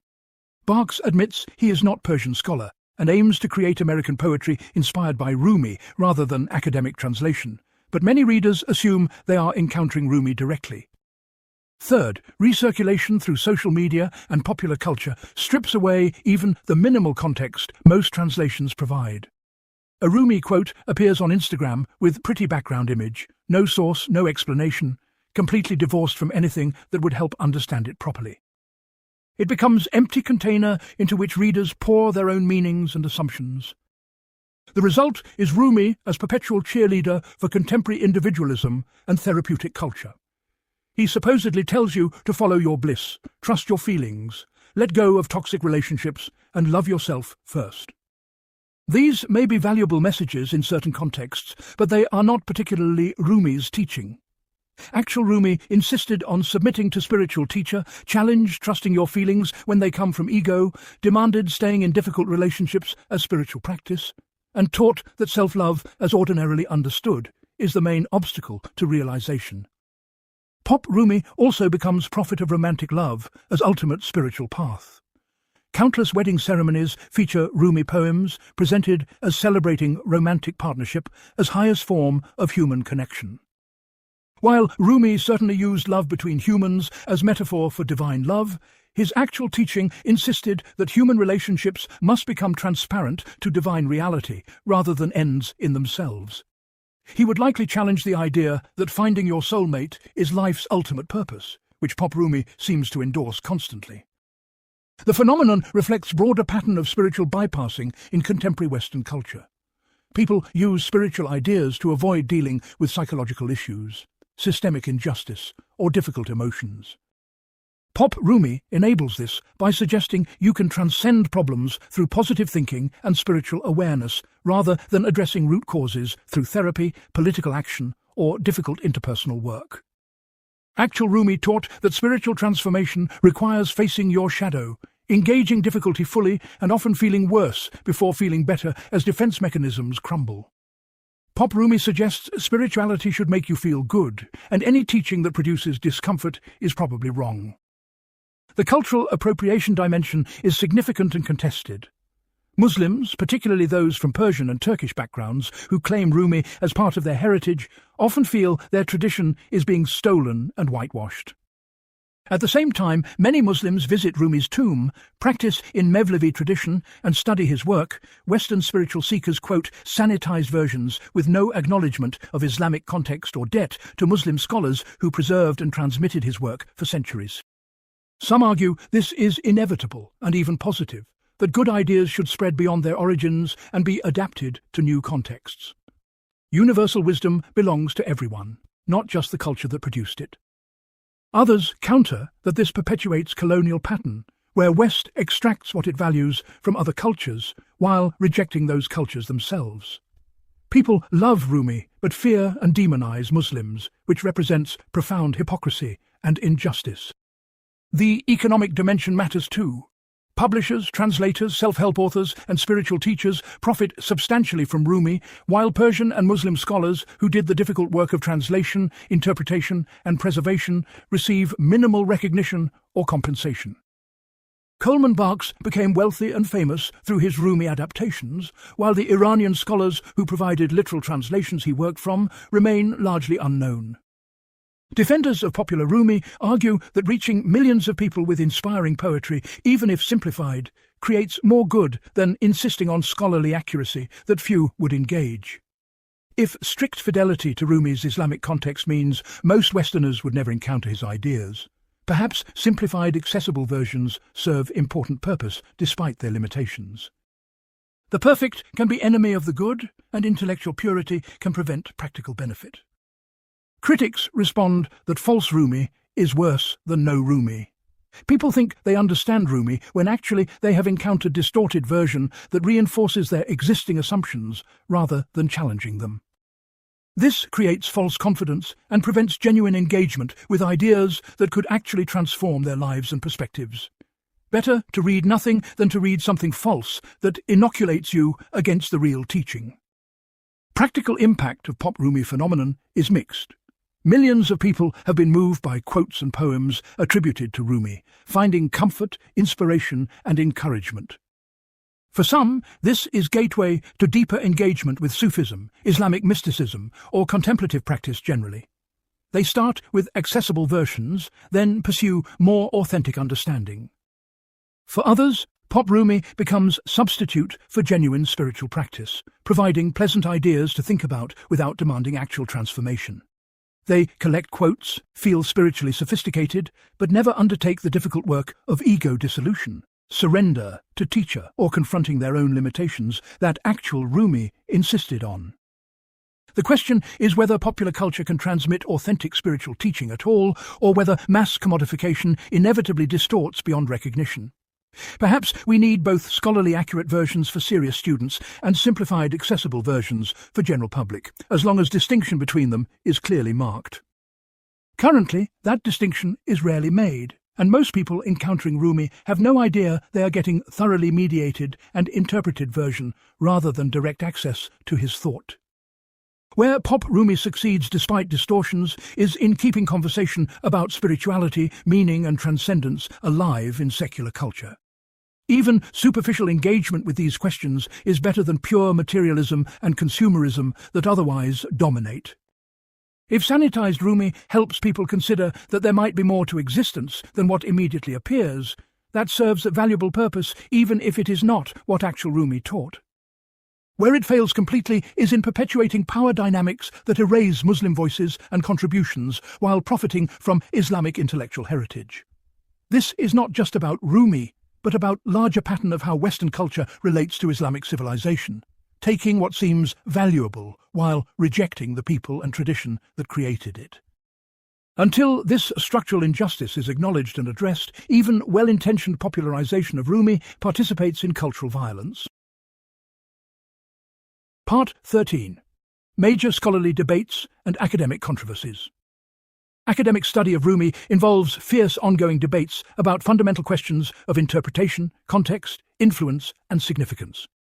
These scholarly controversies matter beyond academic circles because they shape how Rumi is understood, taught, and appropriated in contemporary culture. Understanding the contested terrain helps navigate the competing claims about who Rumi was and what he taught. The first major debate centers on Rumi's orthodoxy. Was he a faithful Muslim mystic working within Islamic tradition, or a heterodox heretic whose mysticism fundamentally contradicted mainstream Islam? Traditional Muslim scholars argue Rumi never left Islamic orthodoxy. His mystical experiences and poetic expression remained grounded in Quranic revelation and prophetic tradition. They read his controversial statements as metaphorical or representing temporary states rather than permanent theological positions. Academic scholars of Sufism often take a different view. They point to Rumi's clear articulation of Wahdat al-Wujud and his statements placing direct experience above scriptural authority as incompatible with orthodox theology. His insistence that religious forms are merely preliminary stages to transcend, and his apparent universalism treating all religions as equally valid paths, seem to contradict exclusive truth claims central to traditional Islam. The debate turns partly on how we define orthodoxy.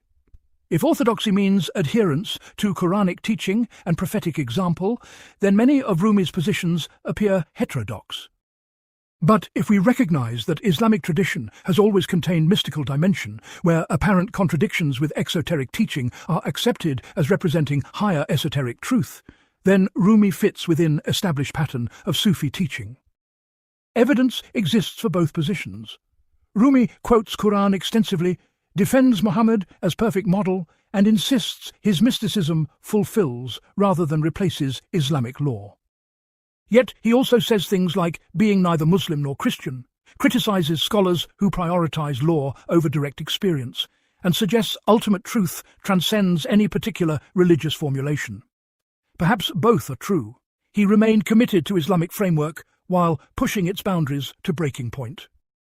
The second major debate concerns Rumi's relationship to Ibn Arabi. Ibn Arabi, who died when Rumi was young, was the systematic philosopher of Sufism, who articulated Wahdat al-Wujud in detail. Scholars disagree about how much Rumi was influenced by Ibn Arabi versus developing similar ideas independently or being influenced by common Sufi intellectual culture. Some scholars argue Rumi knew Ibn Arabi's work well and deliberately chose poetic rather than philosophical form to express similar metaphysics. Others contend Rumi had minimal direct knowledge of Ibn Arabi, and their similarities reflect shared participation in broader Sufi tradition rather than direct influence. This matters because it affects whether we read Rumi as systematic philosopher presenting Ibn Arabi's ideas poetically or as independent thinker whose poetic approach represents different epistemology altogether. The textual evidence is ambiguous. Rumi rarely cites Ibn Arabi explicitly, but his metaphysical framework clearly overlaps with Ibn Arabi's system.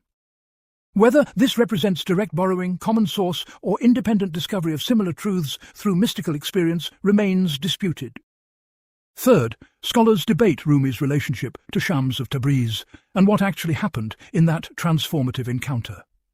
Traditional hagiography presents Shams as realized master who recognized Rumi's potential and guided him to enlightenment through their intense relationship. Skeptical historians suggest the relationship might have been more complex, possibly including psychological manipulation or sexual dimensions that traditional accounts suppress. The mystery of Shams's disappearance fuels speculation. Did he leave voluntarily, sensing his work with Rumi was complete? Was he driven away by Rumi's jealous students and family? Was he murdered, possibly with Rumi's son's involvement? Each interpretation implies different things about the nature of spiritual teacher-student relationships and what Rumi's subsequent behavior and poetry reveal about his character and teaching. We lack definitive historical evidence, leaving scholars to read between lines of Rumi's poetry and later accounts that may be legendary rather than factual. What is undeniable is that Shams's influence on Rumi was total and permanent, transforming him from conventional scholar to ecstatic mystic poet. Fourth, debates rage about Rumi's politics and social views.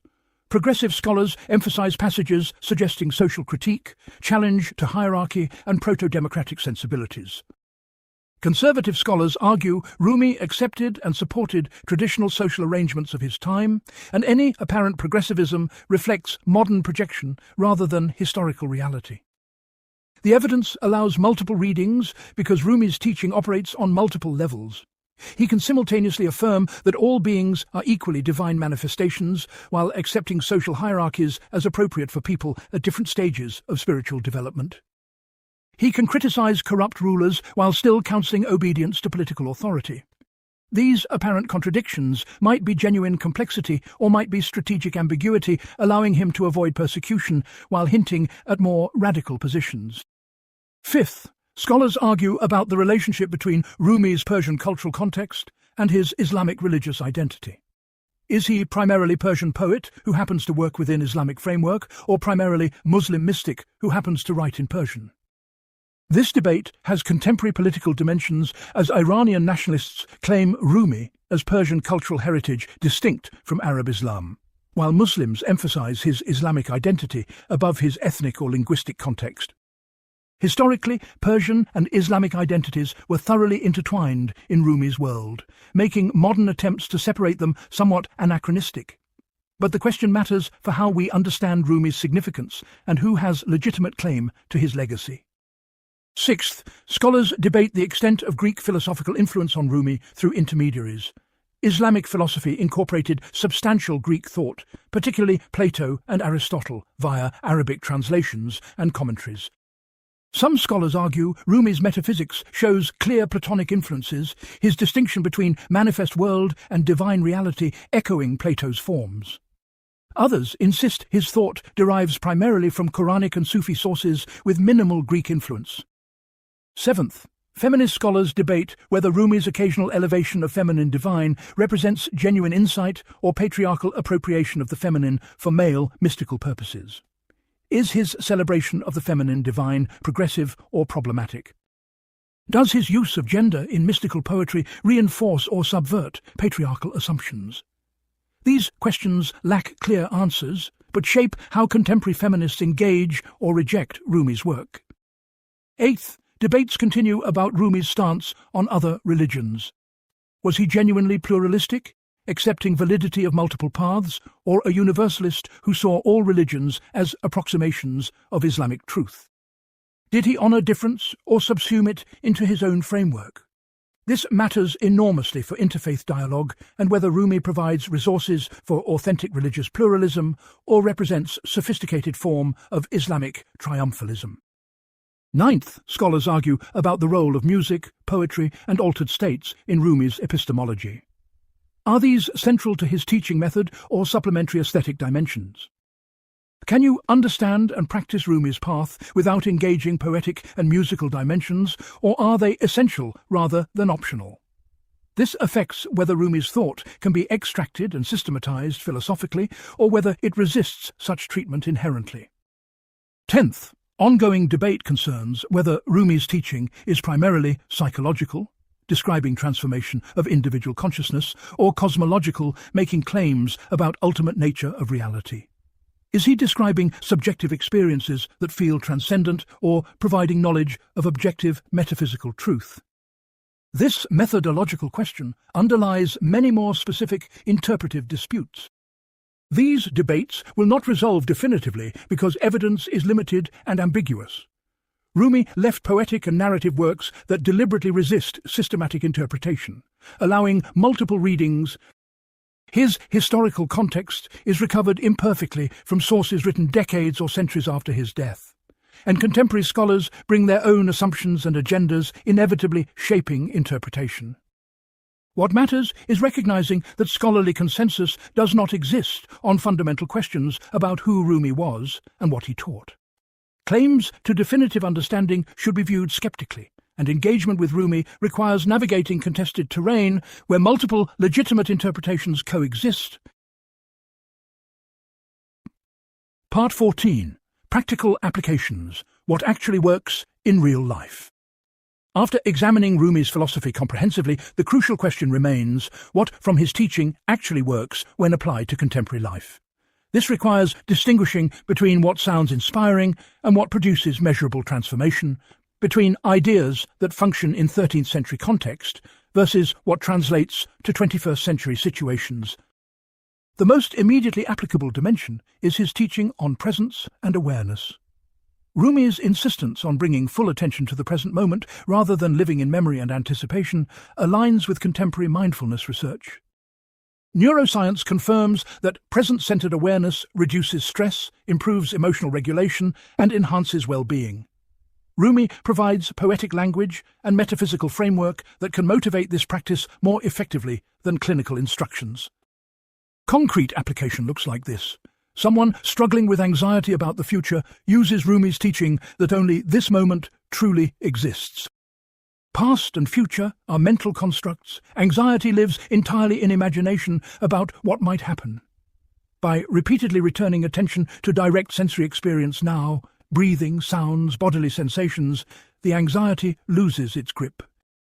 This is basic mindfulness practice, but Rumi's framework gives it deeper meaning. You are not just managing anxiety, but recognizing your true nature as timeless awareness, rather than the anxious thoughts appearing in awareness. This works consistently when practiced regularly. Research shows 8 weeks of mindfulness practice produces measurable changes in brain structure and function. Rumi helps people understand why this practice matters and sustain motivation through difficulty. However, it fails when used as spiritual bypassing to avoid addressing practical life problems. Someone with legitimate financial crisis cannot meditate it away by focusing on the present moment. They need to address the crisis through practical action while maintaining presence, not instead of it.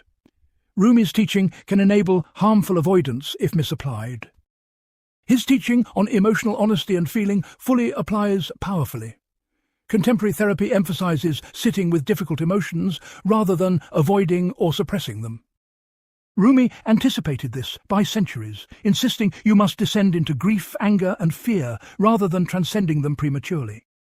The guesthouse poem, where all emotions are welcomed as divine visitors, has helped countless people develop healthier relationship with their emotional life. Practically, someone experiencing intense grief after loss can use Rumi's framework to stop judging themselves for not moving on fast enough. The grief is not problem to solve, but experience to inhabit fully. trusting it will transform in its own time. This approach aligns with modern grief therapy and produces better outcomes than suppression or forced positive thinking. But it fails if someone has untreated trauma requiring professional intervention.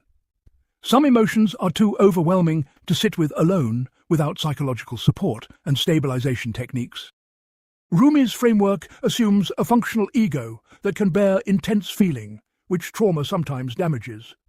Insisting that someone with PTSD just feel their fear fully can re-traumatize rather than heal. His critique of ego and identification with thought remains powerfully relevant. Cognitive behavioral therapy, acceptance and commitment therapy, and many contemporary psychological approaches work with noticing thoughts as mental events rather than truth. Rumi provides contemplative framework for this that goes deeper than clinical psychology, suggesting you are not the thinker at all, but the awareness in which thinking appears. Someone trapped in negative self-talk can use Rumi's teaching to recognize these thoughts as conditioned patterns, not ultimate truth about themselves. Instead of fighting the thoughts or believing them, they learn to observe them arising and passing like weather, while their essential nature remains untouched. This creates distance from compulsive thinking that produces genuine relief. However, this teaching becomes problematic when used to dismiss all thought as illusion. Rational thinking serves essential functions. Analysis and planning remain necessary for navigating life successfully. The goal is not eliminating thought, but not being tyrannized by it, which requires discernment about when to engage thinking and when to rest in awareness beyond thought. Rumi sometimes suggests thought is always obstacle, which oversimplifies. His teaching on community and spiritual friendship applies valuably in our isolated culture. Contemporary research shows loneliness as serious health risk, and depth of connection matters more than number of relationships. Rumi's emphasis on finding companions on the path, people who support and challenge your spiritual development, points toward intentional community that many people crave. Practically, people form meditation groups, study circles, or spiritual friendships deliberately structured around mutual growth rather than just socializing. These relationships provide accountability, reflection, and shared practice that accelerates development impossible alone. The model works when relationships remain egalitarian and members share commitment to honesty and growth.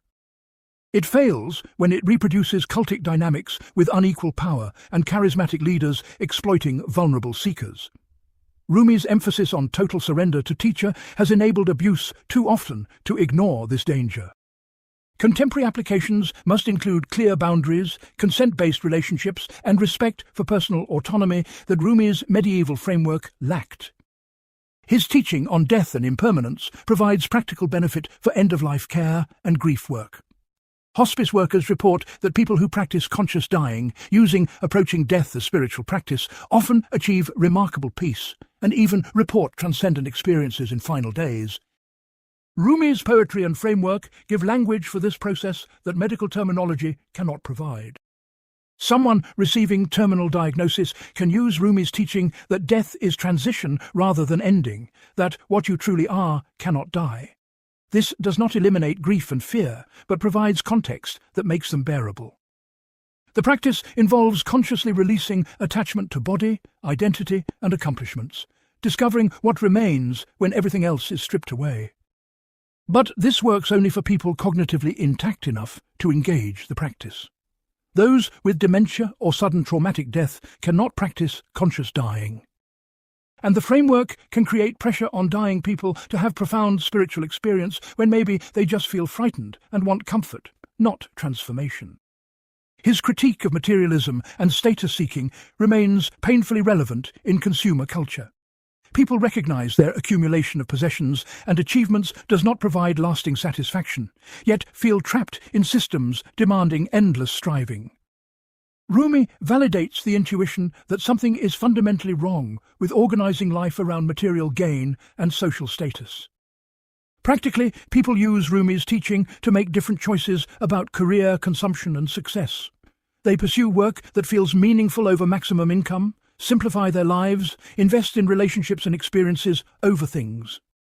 This countercultural approach often produces greater well-being despite lower material standard of living. However, this teaching can enable privileged people to opt out of economic responsibility or judge those struggling financially as too attached to material life. Someone with financial security can afford to emphasize spiritual over material concerns in ways impossible for people in poverty. Rumi's critique of materialism must be applied with awareness of economic privilege and systemic inequality. His emphasis on beauty, poetry, and art as spiritual practice applies powerfully for creative people. Making art becomes meditation. Creative flow becomes altered state accessing deeper consciousness. Many artists report that engaging their creative process connects them with something transcendent, exactly what Rumi describes. Practically, someone develops regular artistic practice not primarily to produce saleable work, but as spiritual discipline. Writing, painting, music, dance become vehicles for presence and self-transcendence.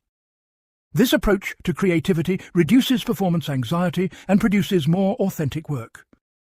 It fails if romanticized to the point where artists neglect practical development of craft. Spiritual inspiration alone does not produce excellent art. Skill requires dedicated practice and learning from tradition. Rumi was master of Persian poetic forms before he could transcend them, a fact contemporary artists sometimes forget. His teaching on love as transformative force applies most complexly. Deep, committed relationship certainly can catalyze profound growth, forcing you to confront ego patterns and develop capacity for intimacy, vulnerability, and surrender. Rumi provides framework for understanding relationship as spiritual practice, rather than just source of happiness and fulfillment. Practically, couples use Rumi's teaching to work with relationship difficulty as opportunity for growth, rather than reason to leave. They recognize conflict as revealing where they remain defended and separate, invitation to deeper intimacy. This approach strengthens relationships when both partners share commitment to growth. But it becomes dangerous when used to justify staying in abusive or fundamentally incompatible relationships. Not all relationship difficulty is spiritual growth opportunity. Sometimes people are wrong for each other, and separating is healthy choice. Distinguishing between productive challenge and destructive toxicity requires wisdom. Rumi does not adequately provide. The overall assessment is that Rumi's practical teachings work best when integrated with contemporary psychology, adjusted for cultural differences, and applied with discernment about context. His insights into consciousness, presence, ego, and transformation remain valuable, but his medieval social assumptions and lack of psychological sophistication require supplementing with modern understanding. The wisdom is real but not complete, powerful but needing careful adaptation. Part 15. Final synthesis and critical assessment, the complete picture. After this comprehensive examination, what can we conclude about Rumi's philosophy, its value, its limitations, and its relevance for contemporary life? This requires honest assessment that neither dismisses him as outdated nor accepts him uncritically, but recognizes both profound insights and significant failures. Rumi's central insight about the unity of existence remains philosophically and experientially powerful. The idea that apparent separation between self and other, between individual and divine, is perceptual illusion rather than metaphysical reality, continues generating productive philosophical and spiritual work. Whether this represents true metaphysics or useful model remains debatable, but its practical and experiential dimensions are well established. Mystical experiences across cultures and throughout history report dissolution of boundaries and recognition of fundamental unity, exactly what Rumi describes. However, his metaphysics creates genuine problems he never adequately resolves. The question of evil and suffering, the status of individual consciousness, the relationship between absolute and relative truth, these remain philosophically problematic within his framework. He provides poetic gestures toward resolution, but not rigorous philosophical arguments. Perhaps this reflects the limits of what can be systematized about mystical insight, or perhaps it represents incomplete thinking on his part. His epistemological claim that direct experience supersedes scriptural and rational authority contains important truth. Second-hand knowledge genuinely differs from direct knowing, and religious traditions do risk becoming empty ritual, divorced from living realization. Rumi's insistence on practice over belief, transformation over doctrine, challenges institutional religion in ways that remain necessary and valuable. Yet his epistemology lacks adequate safeguards against delusion and provides no clear methodology for verifying claims to spiritual realization. In practice, communities following his teaching have sometimes descended into authoritarianism, abuse, and collective self-deception. Exactly what better epistemological frameworks might prevent. Contemporary applications must supplement his emphasis on direct experience with other ways of knowing, including rational analysis, empirical investigation, and intersubjective verification.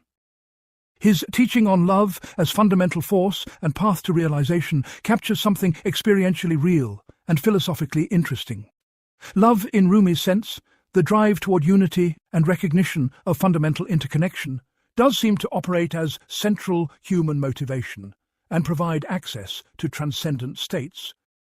His poetry communicating this remains unsurpassed in beauty and power. But his romanticism of suffering in love and emphasis on complete surrender creates genuine dangers, particularly for vulnerable people in unequal relationships. His medieval framework for teacher-student and gender relationships cannot be applied directly to contemporary contexts without enabling abuse.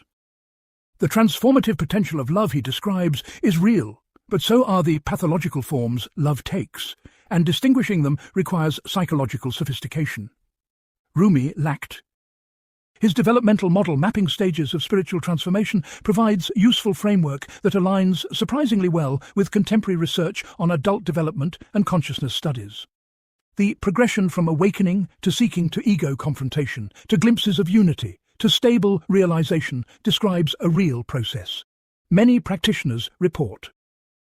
However, the model is too linear and prescriptive, not accounting for diverse paths and temperaments.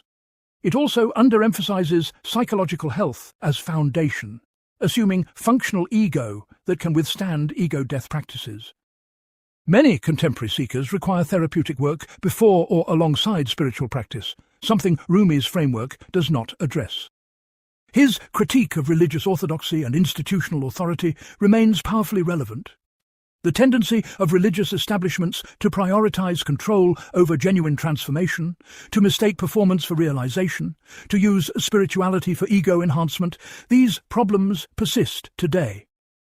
Rumi's challenge to conventional piety serves as necessary corrective. Yet his alternative of direct experience and teacher authority has its own problems, as we have discussed. We need neither uncritical acceptance of institutional authority nor naive celebration of individual experience, but frameworks honouring both individual spiritual knowing and collective wisdom of tradition, while maintaining critical perspective on both. His social and political philosophy represents the area of greatest limitation. His acceptance of patriarchy, social hierarchy, and political authority shows the limits of even mystical consciousness to transcend cultural conditioning completely. His insights about universal human dignity and divine nature of all beings do not translate into advocacy for social equality and justice in concrete terms.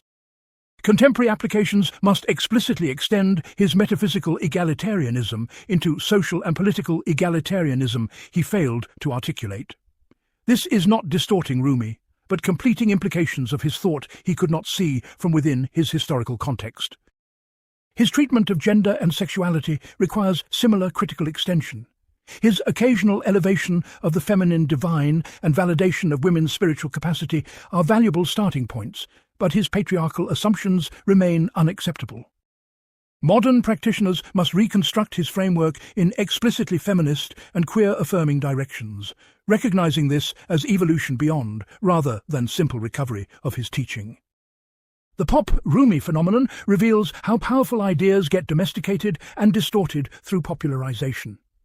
While making Rumi accessible to millions, popular versions strip away the challenge and radical nature of his actual teaching, creating comfortable affirmation rather than transformation. Yet, completely rejecting popularization in favor of scholarly purity would mean most people never encounter these ideas at all. The solution involves clearer labeling and more honest acknowledgement of what is being presented. Popular adaptations should explicitly identify themselves as such rather than claiming to represent Rumi directly. Multiple access points to his work should exist simultaneously, from scholarly translations to creative adaptations, with readers understanding what they are getting. His historical influence demonstrates that Islamic civilization produced profound mystical philosophy speaking to universal human concerns across time and culture. This challenges stereotypes of Islam as monolithically legalistic or anti-mystical. Rumi provides resources for interfaith dialogue and recognition of common ground beneath doctrinal differences. However, appropriating Rumi while rejecting Islam or Muslims perpetuates harmful patterns of cultural colonization. Honoring his contribution requires honoring the tradition that shaped him and the communities that preserved his work. This means engaging Islam seriously, not cherry-picking from Islamic mysticism while dismissing Islamic religion. The scholarly debates about Rumi's orthodoxy, influences and intentions will continue productively because they reflect genuine complexity and ambiguity in his work and context. Rather than seeking definitive interpretation, we should embrace multiplicity of valid readings while maintaining commitment to historical accuracy and philosophical rigor. For contemporary practitioners, the question is how to extract what remains valuable while honestly acknowledging limitations and adapting appropriately. This requires both deep study of Rumi in context and creative reconstruction for new contexts, neither purely traditional nor purely modern, but synthetic approach honoring both. The final assessment is that Rumi offers genuinely transformative teaching about consciousness, love, presence, and ultimate reality embedded in poetry of extraordinary beauty and power.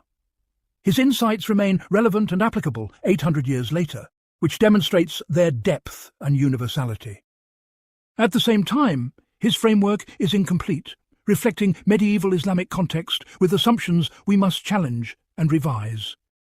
He is neither perfect master whose every word should be accepted uncritically, nor outdated figure whose ideas can be dismissed as culturally bound and superseded. He is complex human being who achieved profound realization and articulated it brilliantly while remaining limited by his time, place, and psychological makeup. Engaging Rumi authentically requires intellectual honesty, cultural sensitivity, spiritual openness, and critical discernment. We honor him best not through blind devotion or complete rejection, but through serious engagement that takes both his wisdom and his limitations seriously. This allows his teaching to continue evolving and remaining relevant while maintaining connection to its source. The ultimate value of studying Rumi comprehensively is not just understanding one historical figure, but confronting fundamental questions about human existence, consciousness, meaning, love, and transcendence that remain as urgent today as in the 13th century. His specific answers may require revision, but the questions he grappled with and the depth of his engagement with them continue instructing and inspiring all who encounter his work seriously. In a world torn by religious conflict, materialistic emptiness, environmental crisis, and existential confusion, Rumi offers vision of underlying unity, sacredness of all existence, possibility of transformation, and primacy of love over fear and separation. Whether this vision represents ultimate truth or useful fiction, engaging it seriously expands consciousness and enriches life. That is accomplishment enough for any philosopher, poet, or spiritual teacher across the centuries.